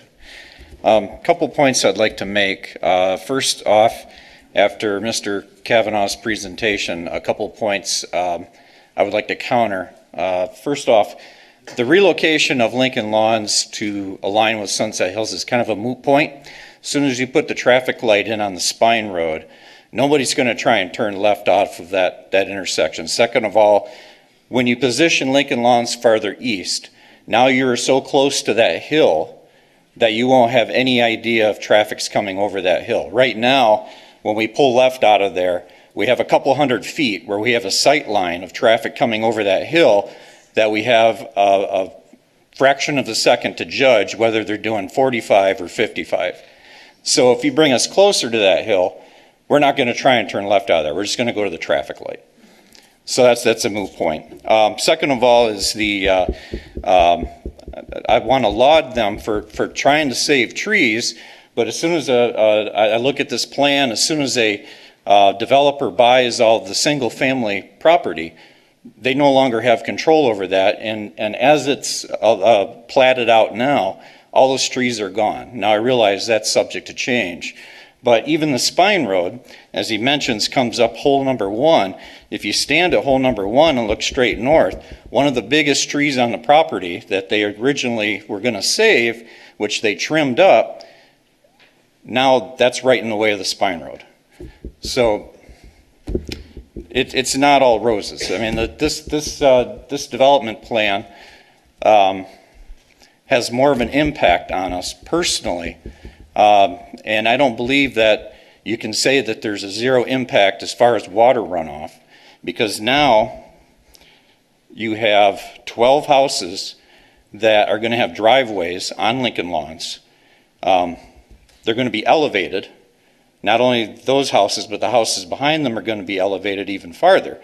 Now, you can mitigate the back row houses to keep water from coming down the hill towards Lincoln Lawns, but as far as the 12 houses that are on Lincoln Lawns, how do you mitigate that? That's at least 2,000 square foot of roof per property, and that's 2-car driveway. All that runoff is going to come towards Lincoln Lawns, so I don't know how you can mitigate that. Second of all, the original plan had very little impact on us, on our daily routines, on our lives, on our properties, because all of the site activity was going to happen on that property, with the exception of the tie-in on the north end of Lincoln Lawns and the tie-in or redesign at the south end. All the construction was going to happen on that property. There would be a little bit of landscaping that would happen across from us, which we appreciated that. Now we've got a bunch of houses that they're going to have to start either this year or next year, whenever the plan is approved. Utilities are going to have to come in, right? You're going to have to bring in sewer, you're going to have to bring in water, which all runs down our road. Well, that means they're going to be tearing up our road to put in water and sewer for each one of those houses. Then you've got your real other utilities. You got your electricity, you got your phone, you got your gas. All of them are going to come up our road, and they're going to be working on our road. Then you start building the houses, and you're going to have, and they're not going to build all those houses simultaneously at the same time. They're going to happen over the course of 1, 2, 3, maybe even 4 years, depending on how they get buyers for the houses, and they can get materials, and they can schedule the contractors. You're going to have contractors coming in with excavators. They're going to be digging out basements. They're going to be parking on our road. They're going to be bringing their equipment up our road. You're going to have all the other contractors coming behind them. You're going to have concrete trucks. You're going to have all your carpenters. You're going to have the delivery of all of the lumber for all those houses, all the materials. And then you've got all the other contractors that follow them. And that's a course, that takes, a course of a year for all that to happen, right down to the painters. And then you have all the personal vehicles that come with those contractors. They're all going to be parking up and down our road, both sides. And now that poses a problem not only for us, but that poses a problem for U.S. mail, trash pickup, emergency services, any vehicle that needs to drive up and down that street. So to me, this is a major impact on our neighborhood, where the previous plan had very little to no impact. And in the long term, we were going to have a nice manicured berm to look at, with just possibly the rooftops of the apartments to look at. That's it. That was pleasing to us. We really appreciated that you guys did that. They listened to us. We had a meeting last fall they listened to us on points like that. Got about another 30 seconds, please. Yep, okay. So anyways, now we're going to have spec homes across from us. So you're going to look up our street. You're going to see mature trees, older homes, and then on the other side, you're going to see no trees with spec homes that are going to be much smaller lots. And if you look at the lot size on here as it's platted, they're much smaller. So there's inconsistency, a real incongruity of our neighborhood now if this proceeds. Thank you very much. Thank you.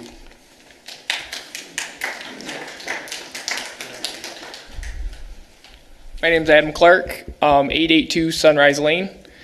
And I want to go back, I'm with that guy. So when you guys first had this proposed, we had heard about a dog park, lots of green space. I realized that this is going to happen. We wanted to fight the whole building and everything that's going to happen on Lincoln Lanes. I realize that we'll probably lose that because he already owns the property. What I'm here about is the connection for Maple Row. You say that it's the master plan will connect it, but I'm really asking to not connect that, and just because it's a recommendation, don't follow that. When you mention health and safety, there's 30 kids that live in my neighborhood that ride their bikes back and forth. With that connection there, how many other families are going to go through that? How many people are going to build? These are all kind of, now you're looking at it, they're $250,000, $300,000 homes. These are now starter homes for families. In the market that we live in right now, you're going to continue to get families that are going to be in the neighborhood that's going to get built, and the one that's current on Maple Row and Sunrise. What I want to mention to Scott, when you go a couple blocks off of Maynard and you say, well, the road, yes, it's a through a road, this happens. Well, sit on Maynard for just a few hours and see how fast people go. 55, 60 miles per hour. They go right around that liquor store. They hit the yield sign. You can try to slow them down. They're not gonna. They cut right through. You guys have a street light that you put in there now to connect on Leonard. It doesn't do anything. These people speed as fast as possible once they hit that yield sign. This same thing is going to happen once you connect Maple Row.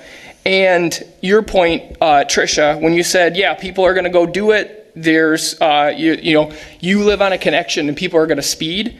The way you prevent this is you don't connect the road and keep the family safe. So that's my point. Thanks.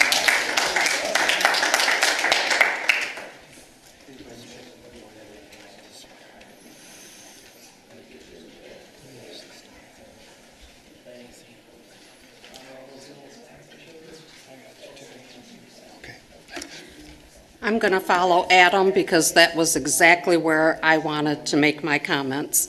My name is Kim Hauptman. I live at 529 Fairway Drive. I find it ironic that we're even talking about connecting to Maple Row. After the meeting in November, I had no idea where Maple Row was. So I got in my car and took a drive, and it's a beautiful little neighborhood. It was a great day weather-wise. There were a ton of kids and families outdoors. And this was during the day when you would think people were working or at school. It's a narrow street. It's like Lincoln Lawns neighborhood. There are no sidewalks. So kids ride their bikes in the street. People walk their dogs in the street. I find it appalling that you want to connect Maple Row to Lincoln Lawns and make a through street from Lake Michigan to Leonard. Because regardless of how you justify it in your mind, that's what you're doing. Your corridor design plan says orient streets away from through traffic and toward local traffic, pedestrian, and bicyclists. This does everything but that. And it's ironic that you call it health, safety, and welfare because it's anything but. Have you considered, yes, I know right now in Lincoln Lawns neighborhood we only have the one access in and out. Have you considered connecting Marlboro over to Kinney? That to me makes far more sense and is less impact on neighborhoods, less impact on families, less impact on seniors walking their dogs, less impact on kids riding their bikes or waiting for the school bus. And that's all I'm going to say on this. I do have one question though. The whole new development, will residents there be part of Granville schools? Because Lincoln Lawns currently is, but over on Maple Row, I believe they're part of Kennewell Hills.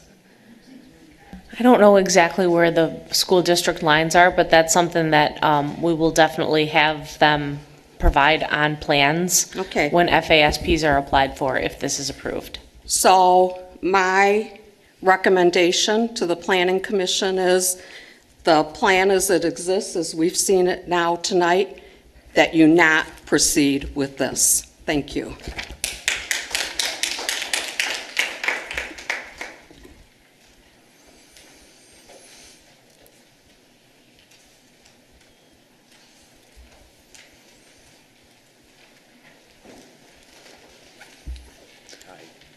Good evening. Michael Cochran. I live at 869 Maple Row. Adam's my neighbor on the other side of the stormwater retention pond. I just want to second both of their comments. The connection to Maple Row really is something that we consider to be a non-starter. It is not anything that anybody there desires. The road itself does not meet the standards really for a neighborhood connector, especially up at the northern end where it hits Leonard.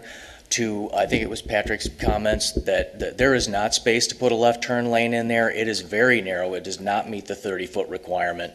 There also are not sufficient sidewalks, nor is there space to put sufficient sidewalks in without moving a couple of houses at that end would have to be pushed back. Otherwise, the sidewalk with a 6-foot buffer to the street would basically go, if not into, right outside of their garage. So they would not have sufficient separation.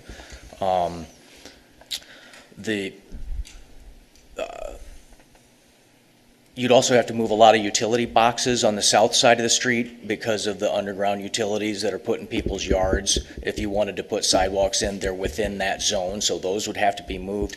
I'm sure that that's not something that, probably the residents would end up having to pay for that. I just also want to point out that, there's, probably 30 kids on his side. There's at least another 30 kids on our side, and the street is constantly full of bikes and people walking their dogs because of the lack of sidewalks. I really see a lot of safety concerns there. Not to mention, if we're talking about wetlands, Maple Row itself is a wetland. There is that very large Sunrise Lane stormwater retention pond between Sunrise and Maple Row. There is a lot of animal and waterfowl traffic around there, sometimes much to the chagrin of some of the residents, but it is there, and so that, adding a lot of traffic is going to disturb that as well. I understand, I think, safety concerns with Lincoln Lawns, and I won't, purport to speak to that. I'll let the residents there do that because of the fact that there's only a single ingress-egress. I would point out that Custer is the same way, Custer or whatever the proper pronunciation is, but there's only one ingress-egress there. So that would seem to be another issue that could be dealt with separately, but Maple Row has multiple ingress-egress routes that are connected along 10th that go up to Leonard. So there really are more ways in and out of there. So I don't see the safety concern there that would outweigh the concerns that would be brought on by connecting that. So thank you very much for your time. Thank you.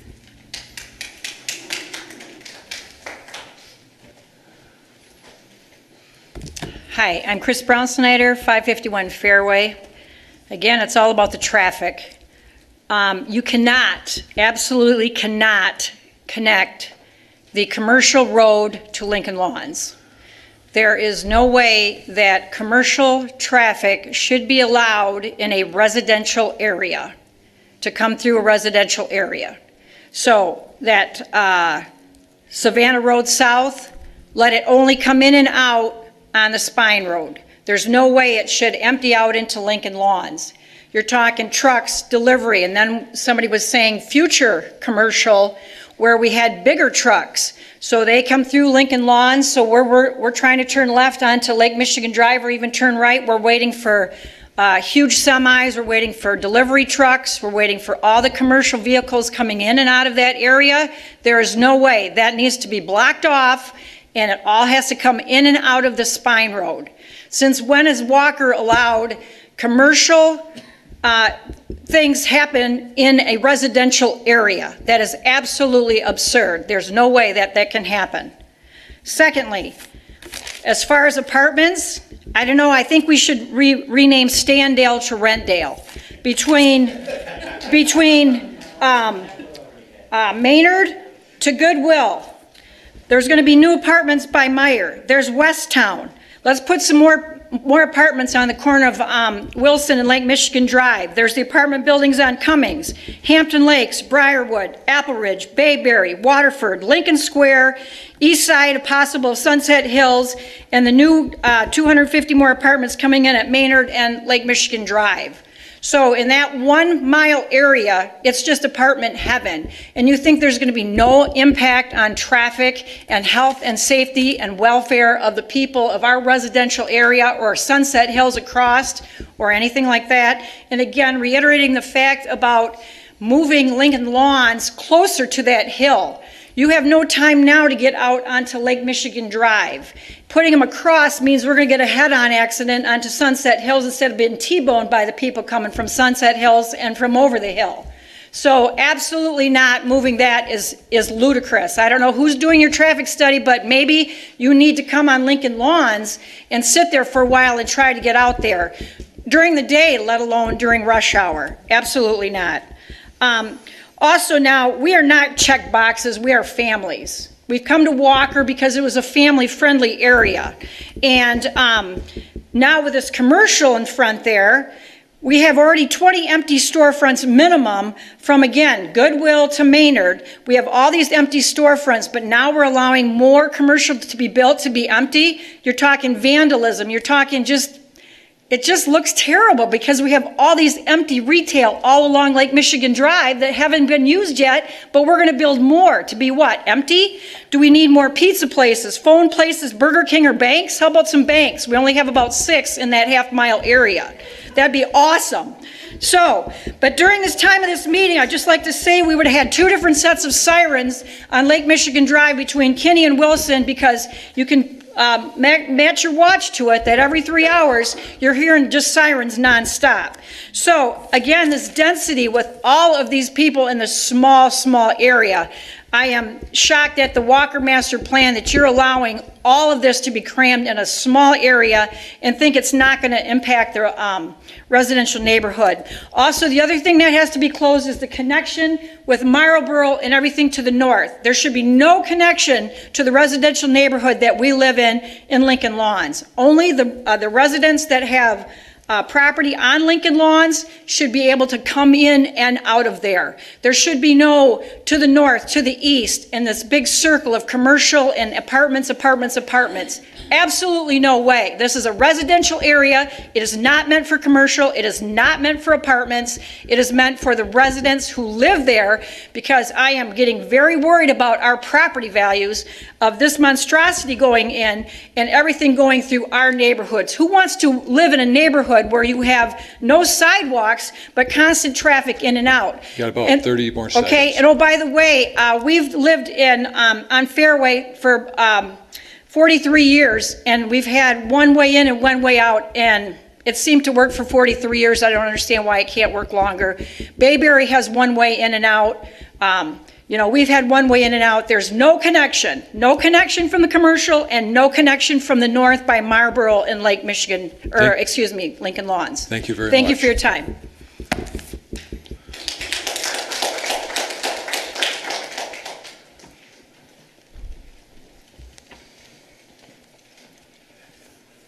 My name's David Van Hoos. I live at 661 Lincoln Lawn Drive, I'd just like to say that just moving Lincoln Lawns Drive down is a recipe to get somebody hurt or killed. I have driven 35 years on the road as a truck driver, and that is not enough reaction time to turn left. Somebody pops over that hill, you're going to hurt somebody.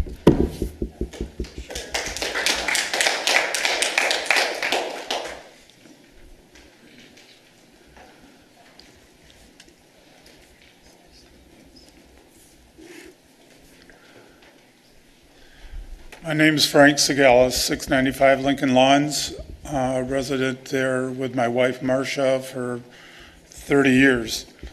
Over the last year and a half since Rick bought the property, it's pretty nice. It's nice having a meadow. Having all the deer come out and play around and have someone else take care of the taxes and all that other stuff that goes along with it. We have a lot of people here tonight because everyone's concerned with what the Planning Commission does or doesn't do. Last time we had the meeting, everyone voted for the rezoning except one, and it goes to the City Commission, and that guy seems to be on the City Commission and has a lot of pull, gave a very good explanation of everything, and the City Commission turned it down.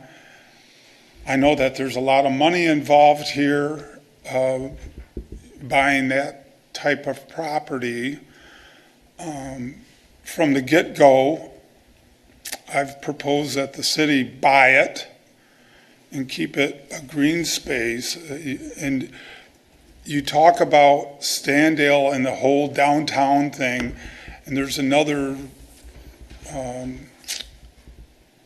research going on right now as to how to make Standale a more promising downtown area.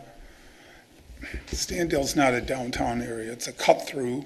It's Lake Michigan Drive, it's M45. You're not going to make it a nice, cute little community that you have off to the north, maybe if you're thinking of Rockford or their downtown area. It's not like that. It's a cut-through. You're trying to do that same sort of cut-through in our neighborhood. Lincoln Lawns, cutting through and then going up to Marlboro, and the next neighborhood, that was developed 15 years ago. Prior to that, it was an open field that AMF owned and decided, why keep all this property, and was developed. And so we have another nice neighborhood right there that's separate, even though that little cut-through thing was put in. If you're looking at trees, there's a really nice tree right in the middle of where that cut-through comes in. So what are you going to do, a roundabout? Keep that tree? I don't know.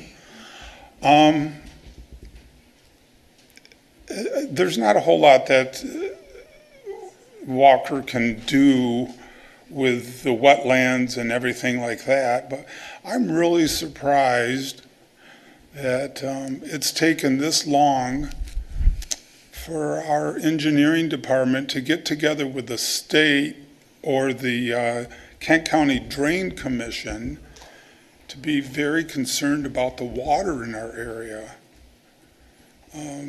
It's taken Rick's company to bring that to light because we keep having these meetings that go on and on. So after you guys vote again tonight, I don't know how it's going to vote, but it goes to City Commission again.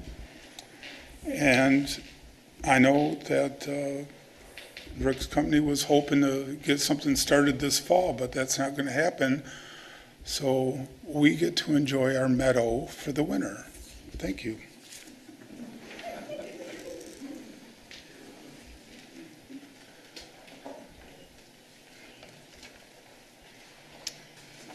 Good evening. My name is Donovan Wilde, and I live at 641 Lincoln Lawns Drive. I'm pretty much going to reiterate the rest of the folks at Lincoln Lawns Drive and their concerns. A lot of it is traffic, obviously. I don't understand why a development like this can't contain itself as far as the traffic is concerned. Why the traffic from this development has to be spread out in the neighborhoods. We don't need that traffic. The Lincoln Lawns plat has had a single entrance and exit for over 60 years, ever since it was plotted out. and we get along fine. It's a little difficult getting on Lake Michigan Drive at times, but now we're going to add a lot more traffic to it. Cars are going to be lining up, and the poor folks over on Maple Row, that's going to be horrendous. Those are city streets over there, and you're going to be dumping more and more traffic on them. It's going to be horrible. Another question I have is, I'm talking about I like the original proposal way better than I do this one, I'll tell you that. We had a burn across the street from us, and we had the multi-dwelling on the other side of that, and that would have been fine. The only thing I didn't like was a roundabout. You took that out this time, but now you're going to put a whole bunch of houses in our face. I don't like that at all. I don't know what the lot sizes are. I don't know what the lot depths are. What's the setback for the houses? Are they going to be single story or multi-story? Nobody seems to know that. And that's going to be up to the person, I suppose, that develops that property. But I think we ought to have more information on that, of just what's going to be constructed there. Let's look into it a little more. Thank you.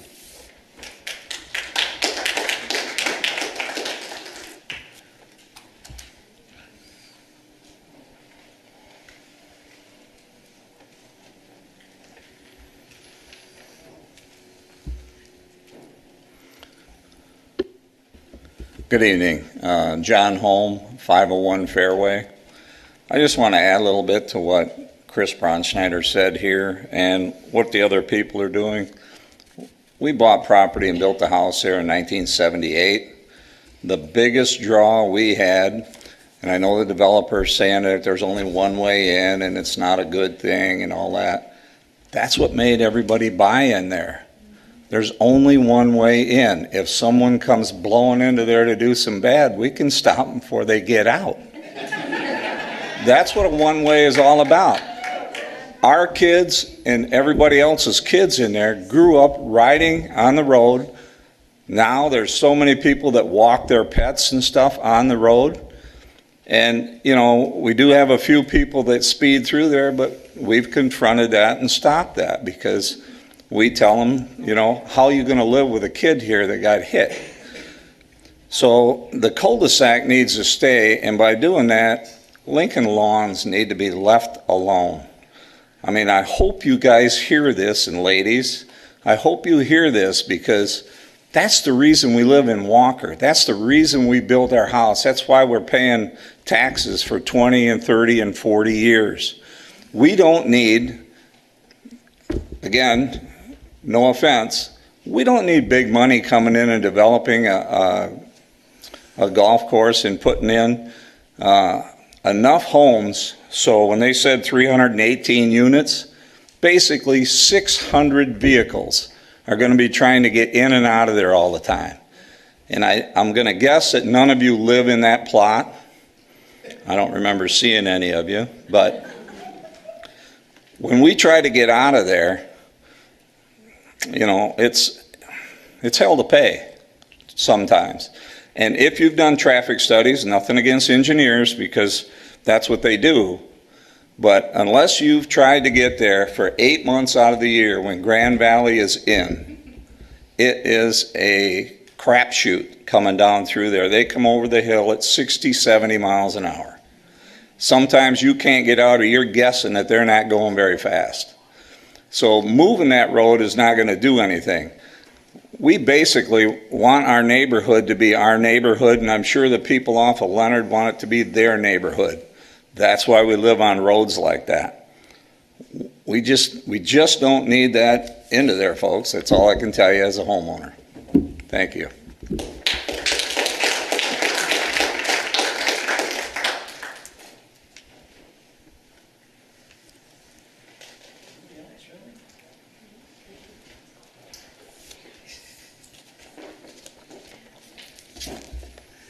Jim Jarash, 704 Commer Court. I'm actually a Grand Rapids resident. First time I spoke via the Zoom, I was totally against all of this. Of course, I'm still somewhat against it, but if it needs to happen, instead of complaining about things, let's offer some solutions to that you can vote on it and say, let's do this. But first thing I have to say, Rick, are you aware of oak wilt disease? Stop cutting those oak trees. Wait till they're dormant, because those are going to go out throughout the entire neighborhood, okay? Please. The oak tree that's at Maple Row, unfortunately, progress. Take a picture, cut it down. The one commissioner last time who said that was built as a pass-through is correct, and I commend that commissioner. I don't know who it was, and that's one of the areas of concern here. Trish, if you could bring up the original. And I don't know, we've talked about, is it an either or? Is it this one, that one? Is there still room to maybe make things better for everybody concerned? So, again, okay, nope, this is the second, this is the first iteration.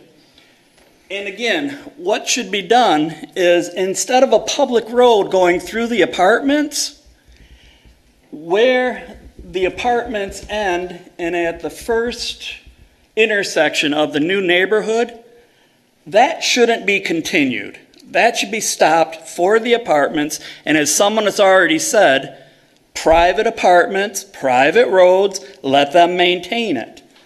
Now, I know nobody wants the Maple Row, but if you keep that small, new community of single-family homes, cutting through and making that a street like intended to, is less traffic, I would believe. You have exits going out to Sunset Hills. You got the Maple Row one. If you want to think out of the box, complete 10th Street. I know that neighbor will be angry at the end of the cul-de-sac. Bring it across and go over through the other neighborhood, exit onto Kinney Street. Also on this, I was against the roundabout. I do like them, but in this instance, it really wasn't needed. And everybody has said Lincoln Lawns. Okay, so let's not even continue Lincoln Lawns to Lake Michigan Drive. Let's make that government road, or whatever you wanted to call it, a municipal road like you talk about it, and bring it over to that spine road and have everything exit at that traffic signal. When people come in there, and you'll have to do some rearranging, have the unfortunate Michigan turnaround on the spine road so people can go up to the Lincoln Lawns neighborhoods. The apartments will be the only ones using that one, except for the few people from the continuation of Marlboro on out of the new development. If you'd switch it to the second one here real quick, you can do the same again. You don't need to continue that street all the way through that rear neighborhood. You have the same amount of people or of houses being built, but you gotta stop the apartments from going up to Maple Row, and it can be done in both instances. And to all the neighbors that live in that Maple Row apartment, before Myers was built in Standale, how many of you people, and maybe you even continue to do it, cut through behind the Myers on Alpine and drive through that neighborhood? You know, come on, people. And as far as the sidewalks and everything, parental guidance, people. Kids don't play in the street. God, and if you want, put sidewalks in there for the children, okay? If there's room and such. No speed humps. Put a police officer there. Get the speeders. And the last thing is, of course, your master plan. On page 19 of the master plan shows in yellow, as a woman said, of all the areas right around in there, specifically at Maynard and Lake Michigan Drive, the southwest corner, the Versluis Orchard property, that's all been zoned this too. And Kentwood already has the nickname of Rentwood. You'll have to come up with a new one for Standale. That's what worries me. It's a lot of density for this area. I know it's tax base, get your money and everything else for government services, et cetera, et cetera. And I should probably say one more thing too. On either of those plans, the easement and the utilities, that can still be continued through. I mean, you guys can keep your easement property rights for water, sewer, storm. You can eliminate one of those apartment buildings, have the open area, it comes on through. Sir? Yes. About 15 more seconds. Okay, that's about all I have to say, really. Other than, you know what, the first time through, you guys didn't listen to anything the neighbors said. Buffer zones, traffic control, density, you know. Unfortunately, the second plan brings more apartments toward our street to the east. Progress, you know, you got to live with it. More trees. Thank you.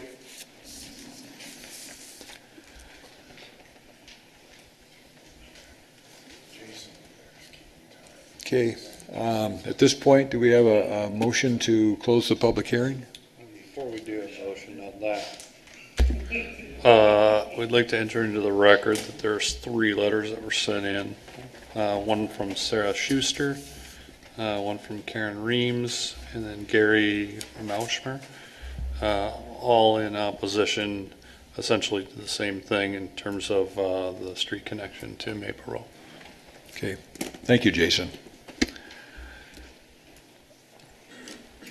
Make a motion to close the public hearing. Support. Okay, motion by Pat, supported by Tom to close the public hearing. All those in favor indicate by saying aye. Aye. Those opposed, same sign. Motion carried. Mr. Chairman, can I suggest a 5-minute stretch break? Sure, we can do that. We'll take 5 at this point in time. I've sat here for 2 hours. I'm stiff. Okay. All right, we're going to take a 5-minute recess. We'll be back here at 10 minutes to 9.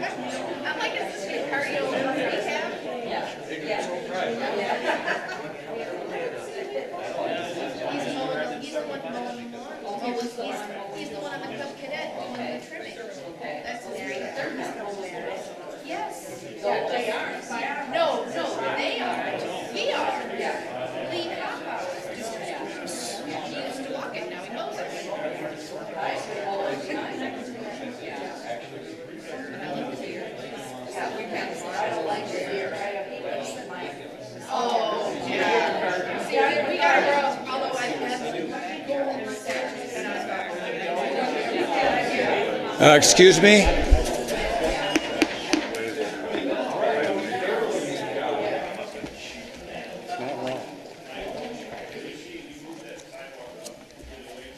All right, thank you. At this point, we've had an opportunity to listen to city staff, the applicant. Appreciated your comments that you've offered to us this evening. Now we've got some deliberations to undertake at this point. We've got, as Tricia pointed out in the beginning, there's two actions that are scheduled for consideration this evening. The first is the zoning plan.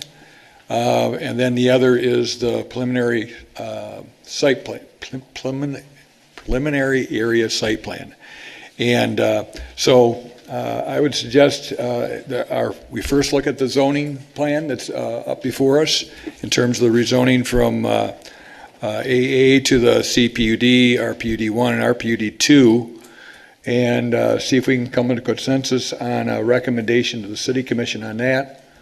And once we get clear that hurdle, then we'll take a look at the preliminary area site plan. So with that, let's, Mark, you want to offer any comments on the zoning plan? The only comment that I have is that from the original plan to this plan, it gets us more closer to the master plan, is that's what the ad hoc committee was charged to do, and I would have to agree with that. Yeah, for my part, I think the rezoning itself, so what we're looking at here, I do feel comfortable with. I think we've effectively made sure that there's no right to development that would encroach on the single family with anything but other single family homes. And frankly, this plan does shrink the commercial footprint from the last plan that was proposed as well. I feel good on the rezoning.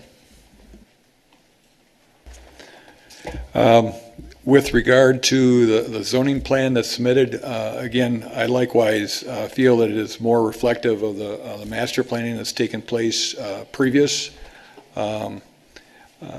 This is a large piece of property, and I believe that this has sensitivity in terms of the zoning plan to the existing neighborhoods to the north, the neighborhoods as it connects over to the west. That's a kind of a nature area that's being proposed to be retained. And then as you look at the Lincoln Lawns neighborhood, with respect to zoning and land use, I feel it provides the best transition in that area of the site. I would agree with what all three of you had said. I don't have anything more that I would add to that conversation. Yep, I agree with all the comments. The only comment that I will make is I know there's been a lot of people talking about the rental properties and why we have so much space for that. Today's world is a lot different than when we bought homes. Kids today cannot afford a home. They have to rent. So that's why the city of Walker, a lot of cities, they have a lot of rental properties. That's just the way of the world today.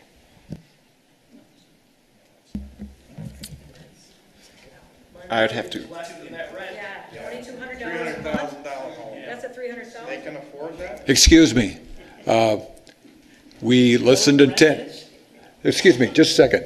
Okay, we're not going to get into a back and forth. This is a case here where we've tried to run this meeting with decorum, when opportunities were offered for the staff, for the applicant, and for yourselves. Time was set aside. People were respectful of the comments. If this board right here in their deliberations, we should be afforded the same respect in terms of being able to listen.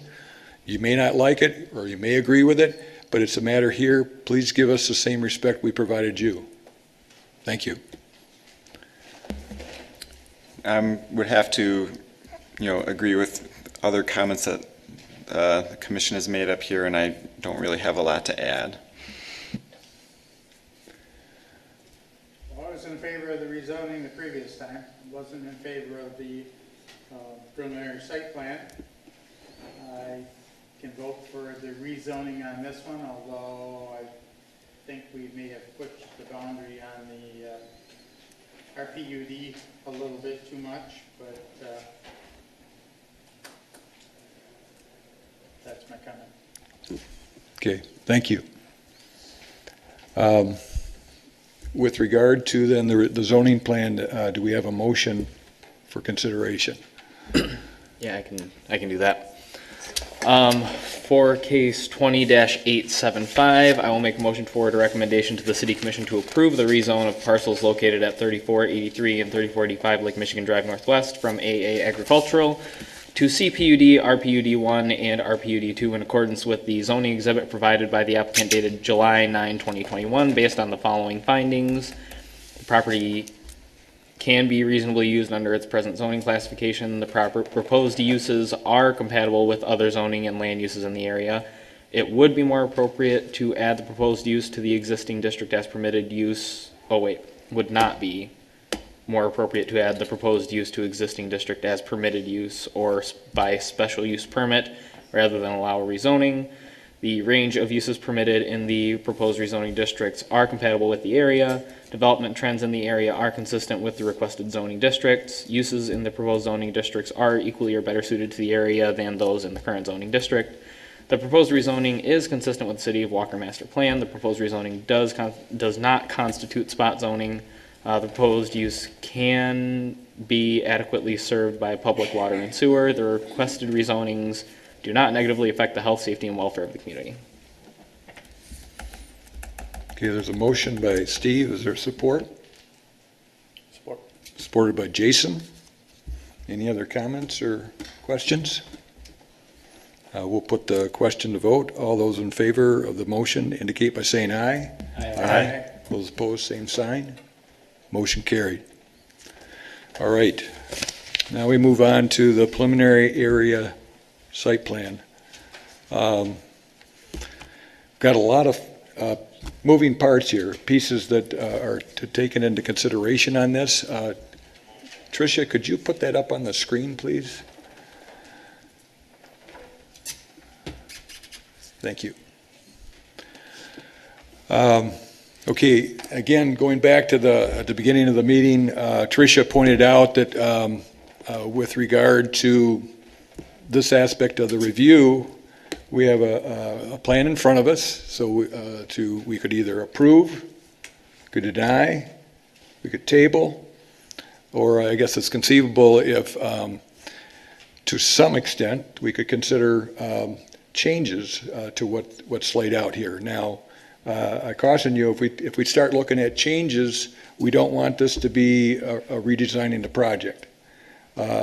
If that's the case where we feel that there are changes that are warranted, it would be probably more appropriate to consider a tabling of it if we're looking at substantial changes to what's here. But I guess with that as an opening remark, I'll go on to the other end of the line. And Tom, what are your comments with regard to the plan that's before us right now? I think there needs to be some improvements. Tom, can you use your mic, please? Sorry about that. I made the comment earlier that I really believe in connectivity, but I also firmly believe that it can't be convenient connectivity. The gentleman brought up Alpine Estates. I happen to live on the connector, the cut-through. I've lived there 40 years. I've been there when the traffic count was 3,000 cars a day in front of my house. And I will say, after they made Alpine Avenue a 5-lane road at Myers, and they made 3 Mile Road a 4-lane road instead of the 2-lane with gravel shoulders, it was convenient for people to use the major streets, and they did, and they cut the traffic to a third.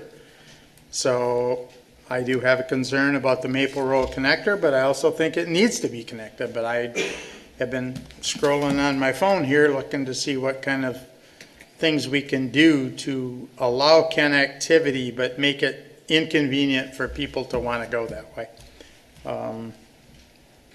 I got some heartburn about that Spine Road. I'm not comfortable with this plan. Okay. I would agree. I think there needs to be more here, better improvements. And for me specifically, I have concerns with the way Lincoln Lawns is proposed here at Lake Michigan Drive. In theory, I agree that, you know, in a perfect world, Lincoln Lawns should meet up with Sunset Hills, but by moving it to the east, that hill, having friends that live in that neighborhood and trying to turn left out of there from Lincoln Lawns onto Lake Michigan Drive is difficult enough as it is. Moving it any further to the east is really untenable. And, you know, I'll echo a lot of what Tom said too about the connectivity up on the north side of the development. It should probably be connected in some way. I'm not sure if this is the right way to do it. There's also the drainage issues that folks have brought up that, you know, the developer has said that there is a zero impact study that's been done, but I haven't seen it. So unless I'm missing it, I would like to see something more concrete there as well. So those are my main comments. Thank you.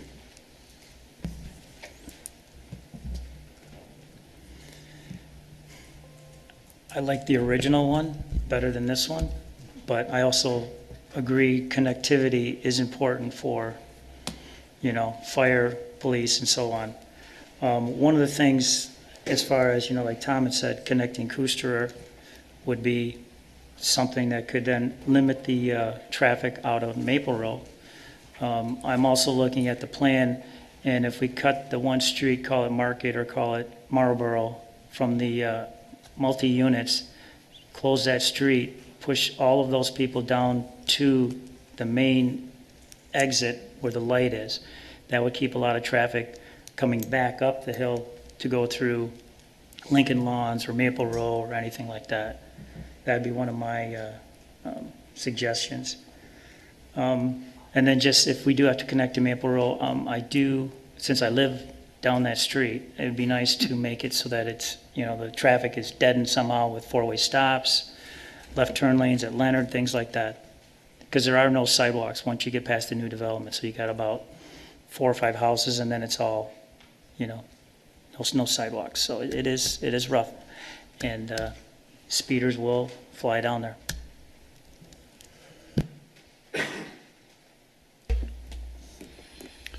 So this is kind of unique because as planners we're taught that buffering with the single family residential, then moving over to the multi and commercial is the best scenario for how to handle these.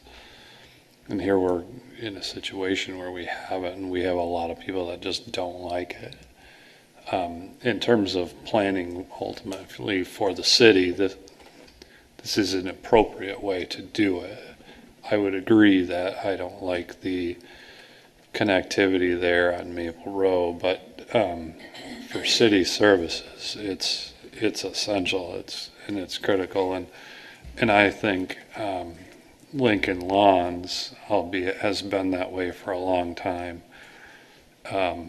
It should have been probably changed a long time ago too to support city services. I guess from my standpoint, there is a way to maybe, you know, cut off the whole Waterford Village Drive from Lexington, but then you would also want to have the connection onto, what's the pronunciation of that road name? Kusterer. Yeah, Kusterer. So that would kind of become almost a U-shaped type of scenario. What that does, though, is that takes everyone in this area here, and they can't go to Leonard, which I would think, in some cases, some people would want that. it does give us a situation where we could have, multiple ways in and out of the north side and then multiple ways in and out of the south side. So I tend to kind of go that direction a little more. But in general, this does support the way we're supposed to plan these out and act in terms of city services and how to do that. Thank you. As I look at this plan, I see, and taking into account the comments we've received from staff, from the applicant, and from the neighbors, there's not going to be necessarily a perfect answer to it in terms of addressing all those concerns. In terms of the plan at hand, I did take part on the ad hoc committee, and I felt that this was a way to try to balance all those concerns in terms of transition to the existing neighborhood areas, preservation of natural features that you have really in the southeast and northwest portion of the site. And as well, I think it's important that there is that connectivity to the north. Maple Row, I do recognize that except for a few homes on the southern end of it, has no sidewalk. And given the progression of how this development is being laid out, as an individual, I would be hopeful that the city would be, if this project were to go forward, be proactive in terms of providing sidewalk along through there so that it provides a safer separation for those that continue to walk through the neighborhoods, but at the same time accommodating traffic that goes through there. I believe that this street layout was intended to try to provide that connection, but without making it very obvious and easy to maneuver through. And whether the kids are Cavenaugh Hills to the north and Granville to the south, kids being where they are, if they know that they've got a friend on the other side of that connection is important, whether it be not just the street connection, but sidewalk connection so that they could interact. Police and fire, as well as public works, those connections are important to provide responsive service, whether it be emergency services or snow plowing, maintenance, and things of that nature.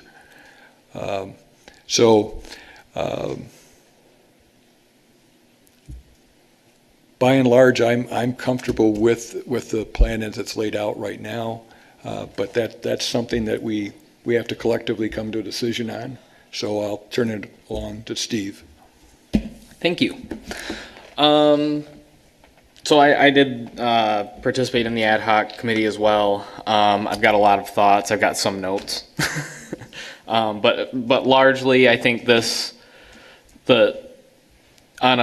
more broadly, this does meet a lot of our goals. One of the things that I pushed then, I pushed it prior, and I'll plug it again now. I think a solution that makes a lot of sense to me for the goals that I have in terms of planning. And Jason, you hit on exactly my thought, is that if you were to connect the northernly-most road to Maple Row and to Kusterer, and then not connect that to the rest of this development, then you get a U connection from Kusterer into the Maple Row neighborhood without, I guess, making the full north-south connection between those two separate housing developments, and prevent the north-south traffic while still getting some of that connectivity that we're looking for. It doesn't give us the north-south access for police and fire and things like that, but it does give us second way out for Kusterer and better connections throughout. So that, again, I'll plug it again. That's something that I really like in terms of an idea that prevents I guess, all the cut-through traffic that is a major concern for the neighbors.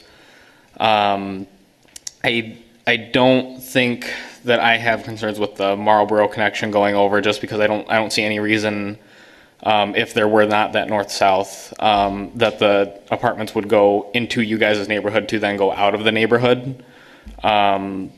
So that's kind of where I stand on that part of it.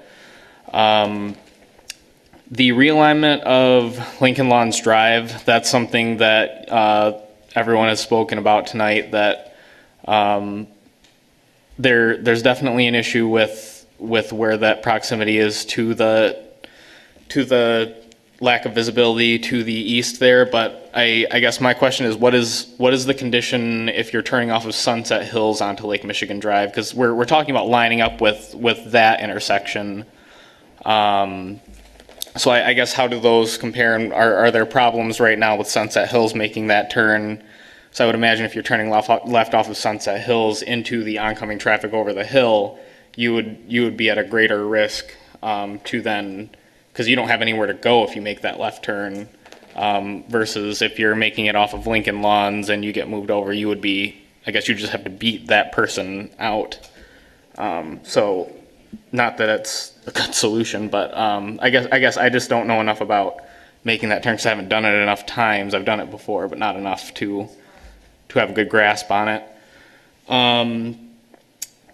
Yeah, I guess those are the big things for me. Obviously, the drainage is huge for everyone. It's going to be huge for us when we get to final area site plans for any part of this, and we'll tackle that as it comes. And I think the only other thing is, to the developer, you're 5 units over, so maybe we look at that too, just as something that is worth considering. I think it's a pretty small amount, and I think that it would not be bad if we could get it taken out of those northeast apartments, just to not encroach on the neighborhood in Grand Rapids as much. But I guess that's a smaller item because it's a small amount, but just something to think about as well. Don't have a lot to add. It's not already been said. I don't think the plan is perfect, but and I would look forward to seeing some tweaks in the final area site plan. But overall, basically, I'm comfortable with it.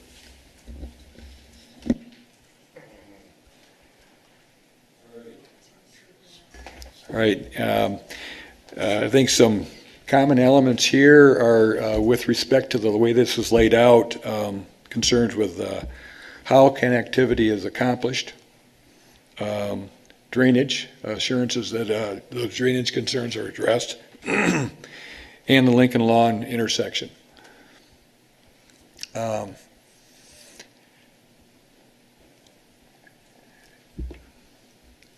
It seems to point towards a tabling, but it's what's important, I think, here for the benefit of the applicant as well as the neighbors is the direction we want to provide on, if it is tabled, what would be addressed.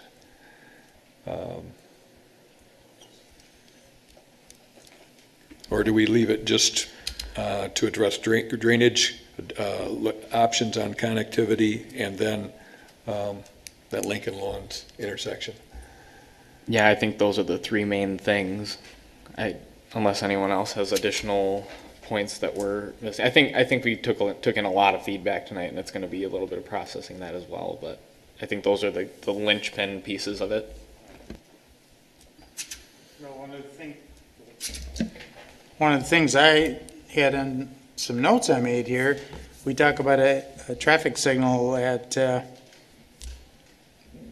Waterford Village Drive. Do we have any assurance that MDOT's going to say yes? Preliminarily, they said that they could support the signal as long as Lincoln Lawns and Sunset Hills were realigned together. Okay. So, but however, there's a new report that just came out this week, an amended report to include the new alignment that is under their review right now. Well, I could be, yeah, as long as we have a traffic signal there. If you're going to make a left turn out of Lincoln Lawns, you just cut through the commercial part there and do it at a traffic signal and be safe. But lining them up, I think that's important. MDOT's gonna have to bite the bullet someday and lower the speed limit too, and have it enforced. So, Okay. What's the chances that MDOT puts that light over at Lincoln Lawns and not at the Waterford Village? I think MDOT would be okay with that, but the developer, when that was brought up with them, said that they weren't willing to pay for it if they weren't going to get to use it and design around it. So that's a good question to ask the developer. If it was adjusted, how would they react? Do we get in a situation where they say they want both at some point? That's another thing that MDOT had said, is if you're getting one or the other, you're not getting both. Okay, yeah, because you got Maynard and then Right. it's like, holy cow, you get a lot of lights right through there. Which is good. It slows people down. With that discussion, do we want to pose that question to the applicant at this point in time? With regard to if the focus was switched to seeking a traffic signal at realigned Lincoln Lawns, Sunset Hills. That issue's been, we've discussed it in several plan review committees, and MDOT participated. One of the comments they said that we listened to is that the distance between this light and the one to the east and the one to the west at Waterford Village Drive is in the middle. If you move it to the other side, and I'm not disregarding what Scott says, but they were concerned about the fact that you come over that hill and then you hit that light, and that would create more difficult traffic conditions going to the west side. And then also was the realignment. After we did that and the traffic study, they agreed, based on the traffic study, that the primary driver for the light is this development. So if you redid that, you would basically turn all of the traffic, you'd have to take it off of the Spine Road or Waterford Village Drive and relocate that over to that location, which I think creates a whole bunch of other traffic planning, engineering issues where that traffic now comes to the west and goes into the site. And we looked at that I think we had discussed that at the ad hoc committee, and I think I wouldn't say it was dismissed, but it was the site planning of moving the entire public roadway to the west kind of got rid of all the reasons that we were asked to go back and revisit this and try to address some of the master plan comments. So if I were all to my translate- feedback is that I think it's a bad idea to put it at Lincoln Lawns, because that's servicing the 107 houses that are in there, and if the connection to Maple Road goes through, that traffic and the commercial traffic is going to primarily be driven to that Waterford Village Drive at that intersection. And also if and when the apple orchards are ever developed, that is the natural location for that to be connected for a four-way stoplight. Not to the east at Sunset Hills, because then all that traffic, if it ever happens with the apple orchard, would then have to get over to Sunset Hills. And that was another big comment from MDOT about the location of the light. Thank you. Yeah, just to be clear, I'm not in support of a light at Lincoln Lawns there. I do agree that Waterford would be a much better situation, because that's going to push everyone to the light and away from the Lincoln Lawns. All right, are we moving toward a motion at this point?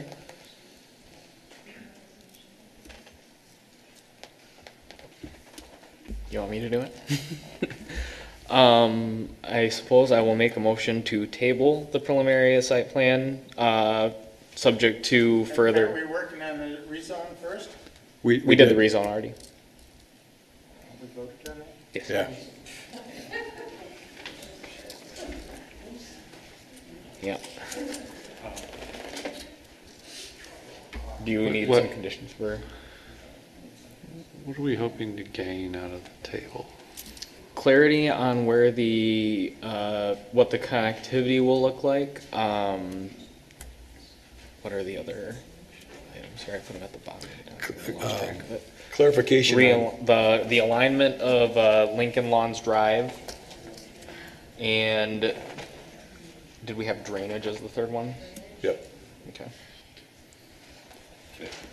My point would be, are we not going to gain that before Well, as the presentation noted today, the locations of the street connections is one of the things that's codified as a part of the preliminary area site plan. So it has to be done. Yeah. So that's the biggest piece. Thank you for clarifying that. So I'll make a motion to table on those conditions. Okay. Motion and support to table action on the preliminary area site plan with focus specifically on how connectivity is accomplished. Resolution of the Lincoln Lawns intersection, whether to leave where it is or whether a movement is desirable and prudent, and as well as drainage. Now, with respect to the drainage piece of it, my understanding is that to go into that degree of analysis, it's more effective if you've got a pretty solid plan. And yeah, no, you make a good point, Terry, because normally we would expect that as a part of the final area site plan conditions, and I think Scott normally would say, give us a general consensus on what he feels on the PASP, but it would not get into any of the technical details until an FASP. I think at this point, we would say what they're proposing seems feasible, and then after this point, we'd say now prove it. Yep. Yeah, and at the end of the day, it needs to be zero, Ron. yeah. But the developer has said that they came to that conclusion with the previous plan, and this one, they should be able to show that to us and say, hey, this is close. I mean, I don't think we should make them run through the hoops of all the final details down to the storm sewer inverts and all that, but they should have a bulk of that work done to show that, yes, it's reasonable to assume it will be zero. So in effect, we're not looking for the final assurance on that, but make it clear that that is going to be a requirement as it would progress towards final area site plan. But we're underscoring its importance, the overall project, by noting that that's a consideration with the tabling action. You might also consider adding in some other layers of bureaucracy to help with that, that Kent County Drain Commission maybe should approve it before it comes back for final area site plan, along with MDOT, because they're obviously huge players here. So I think those are things we want to keep in the back of our mind after a revised plan, if we get a revised plan on it, that would be a condition of the subsequent final area site plan. And Scott will help us out by making sure that that's in his staff report. I'm okay with the motion as is, just with the understanding that we're not looking for a full-blown, you've got to show us reasonably certain that, yeah, this is zero impact. Now, is that all right with you as the motioner and the support? Okay. With that clarification, are we ready to take a vote? Okay. Table. Tabling action on this, subject to resolving how connectivity is accomplished, resolving the Lincoln Lawns intersection, and then with the kind of notation that drainage is key as we go forward with any of these plans. I know it's late, but the connectivity part, I think we're going to need more direction, or you're going to have to get the ad hoc group together again, because there were a lot of different ideas, and we've looked at a lot of different ideas. Yeah. So, Well, what if we had a special meeting where the ad hoc committee members and the planning commission all sit around the table and we're all kicking the ideas, and I do think a special meeting might be warranted here, just because it is such a complex, and it's a narrow issue, but it's a complex issue. So maybe like prior to our next planning commission meeting or something like that. that'd be better than the site plan review kind of group getting together and rolling the dice that maybe this is the one, and then waiting another month. And apparently there were a number of things discussed at the ad hoc committee that I'm not aware of, and I'm sure some of my fellow commissioners that weren't at the ad hoc meeting. I believe I asked if there was some minutes from that, and I was told there weren't any. So it would, I think, would benefit from all to spend a couple hours and kick it around, and we obviously know what the residents want. And like I said, I have some concerns about the Maple Row cut through too, and maybe the U shape, we beat that up and find out that that's what we all like. I think the neighbors would be happy if we did that. You don't all have to cheer or anything, but you would get new neighbors, at least the Maple Row people would get a few new more neighbors driving through, but anyways, that would be my suggestion, that we have a special meeting to just beat it up and see if we can get a majority of the planning commission to agree. I agree with that. I think it makes a lot of sense for us to, because we're playing a lot of whack-a-mole here, and it would be good to give really clear direction and have it hashed out. So we'd be looking at, basically, we're still looking at tabling, but it's a case of that and we've identified the issues, but we want to have a confab with the city commission in some form to give more specific direction to the applicant with regard to the connectivity. And also, I think staff needs that direction just as much, because I think we send them out of here with connectivity, but different, and I don't think that helps anybody. I could just ask a question. You know, the burden of the connectivity in the Lincoln Lawns is not mine. I mean, I am presenting a plan that I've worked out with staff and with all the different parts in site plan review. If that burden is mine to determine connectivity, I'd go back to what I originally proposed, which has been modified for this. So, you know, if I appreciate that the city wants to get an answer and come up with a decision. In my position, you tell me if you want the connection to Maple Row and whether you want to realign Lincoln Lawns Drive. Those are ones that we have accommodated all the comments from the neighbors as well as the staff and MDOT and the fire and police department. So, in that respect, then what we're looking at is having a tabling action on this and pending a conversation between the planning and city commission on a connectivity, and then once we get to come to a consensus there, that'll be that direction. No, and I appreciate it. I think that would be good. I mean, I think we've tried to do that so far, and obviously it hasn't quite sealed the deal yet. So if we can do that in time, it's the question of all the detail that has to go into mass grading and the drainage and all that is it's a $300,000 engineering effort I've done once already. Yep. And I don't want to do it again until I know that I'm answering the questions and when I'm going to give that direction. So I appreciate that.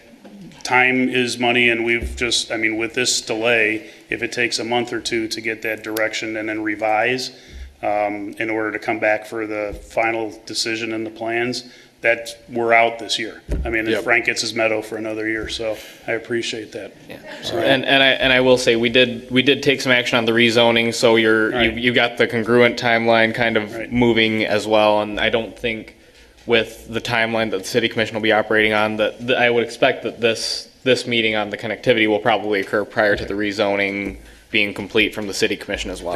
I would appreciate that. Thank you. All right. The ad hoc committee did not include the whole city commission. Correct. It included 3 members. Use your mic, Tom. Now I forgot what I said. It's late in the night. I'm getting forgetful. I'm too old. The ad hoc committee did not include the whole city commission, but yet you made a reference to having the planning commission and the city commission having a meeting on this. Well, that's where we'll leave it up to the city commission to determine just how that's going to look, whether it's going to be commission and commission or reps from both commissions to work that through. but we need to got to get off the Well, I will, dime. then I will make the comment that this, whatever group gets together, the planning commission needs to be, all of us need to be there. Okay. And for transparency purposes, I feel like if we're gonna have both bodies come together, we would have to notice it as a public meeting, and put out a notice, most likely in the paper. So, just wanted to put that out there. Which takes how long? Say that again? Which takes how long? I have to the law requires us to have, the notice out to the public 15 days before the meeting. Well, with the timeline that we're looking at with respect to the zoning action, I think that could accommodate that. And then a few days, like a week before that 15-day mark, I have to send the notice to the paper. Yep. So, I think. I mean, I don't think that a public hearing is required, but for courtesy sake, I think it would be appropriate. Do you have any thoughts on that, Terry? I think the formal public notice, again, I think we could provide notice on it and not have to have that 15-day time period, but we have many avenues to get that information out. And if the people going out of here tonight were given a pad of paper and they give their contact information, we could specifically include you in on that notice, just so that you can keep track of and be a party to the conversations going forward. For what it's worth, I think that, I don't think it would be a public hearing, but I think it would be a public meeting, and I think there would be noticing required, but I don't think it would meet the full 15-day noticing requirement. Yeah, I think you're right. Did all you people get a postcard for this meeting?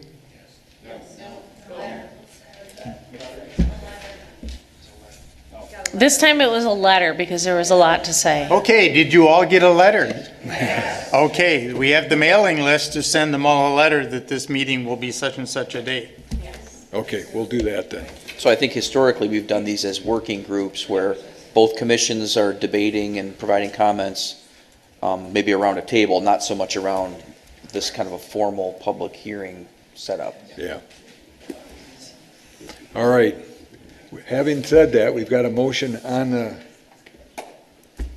in front of us. It's to table action on it. We'll support it if you need a support. Jason supported it. Oh, then. But things Has the specter of it changed, given this route?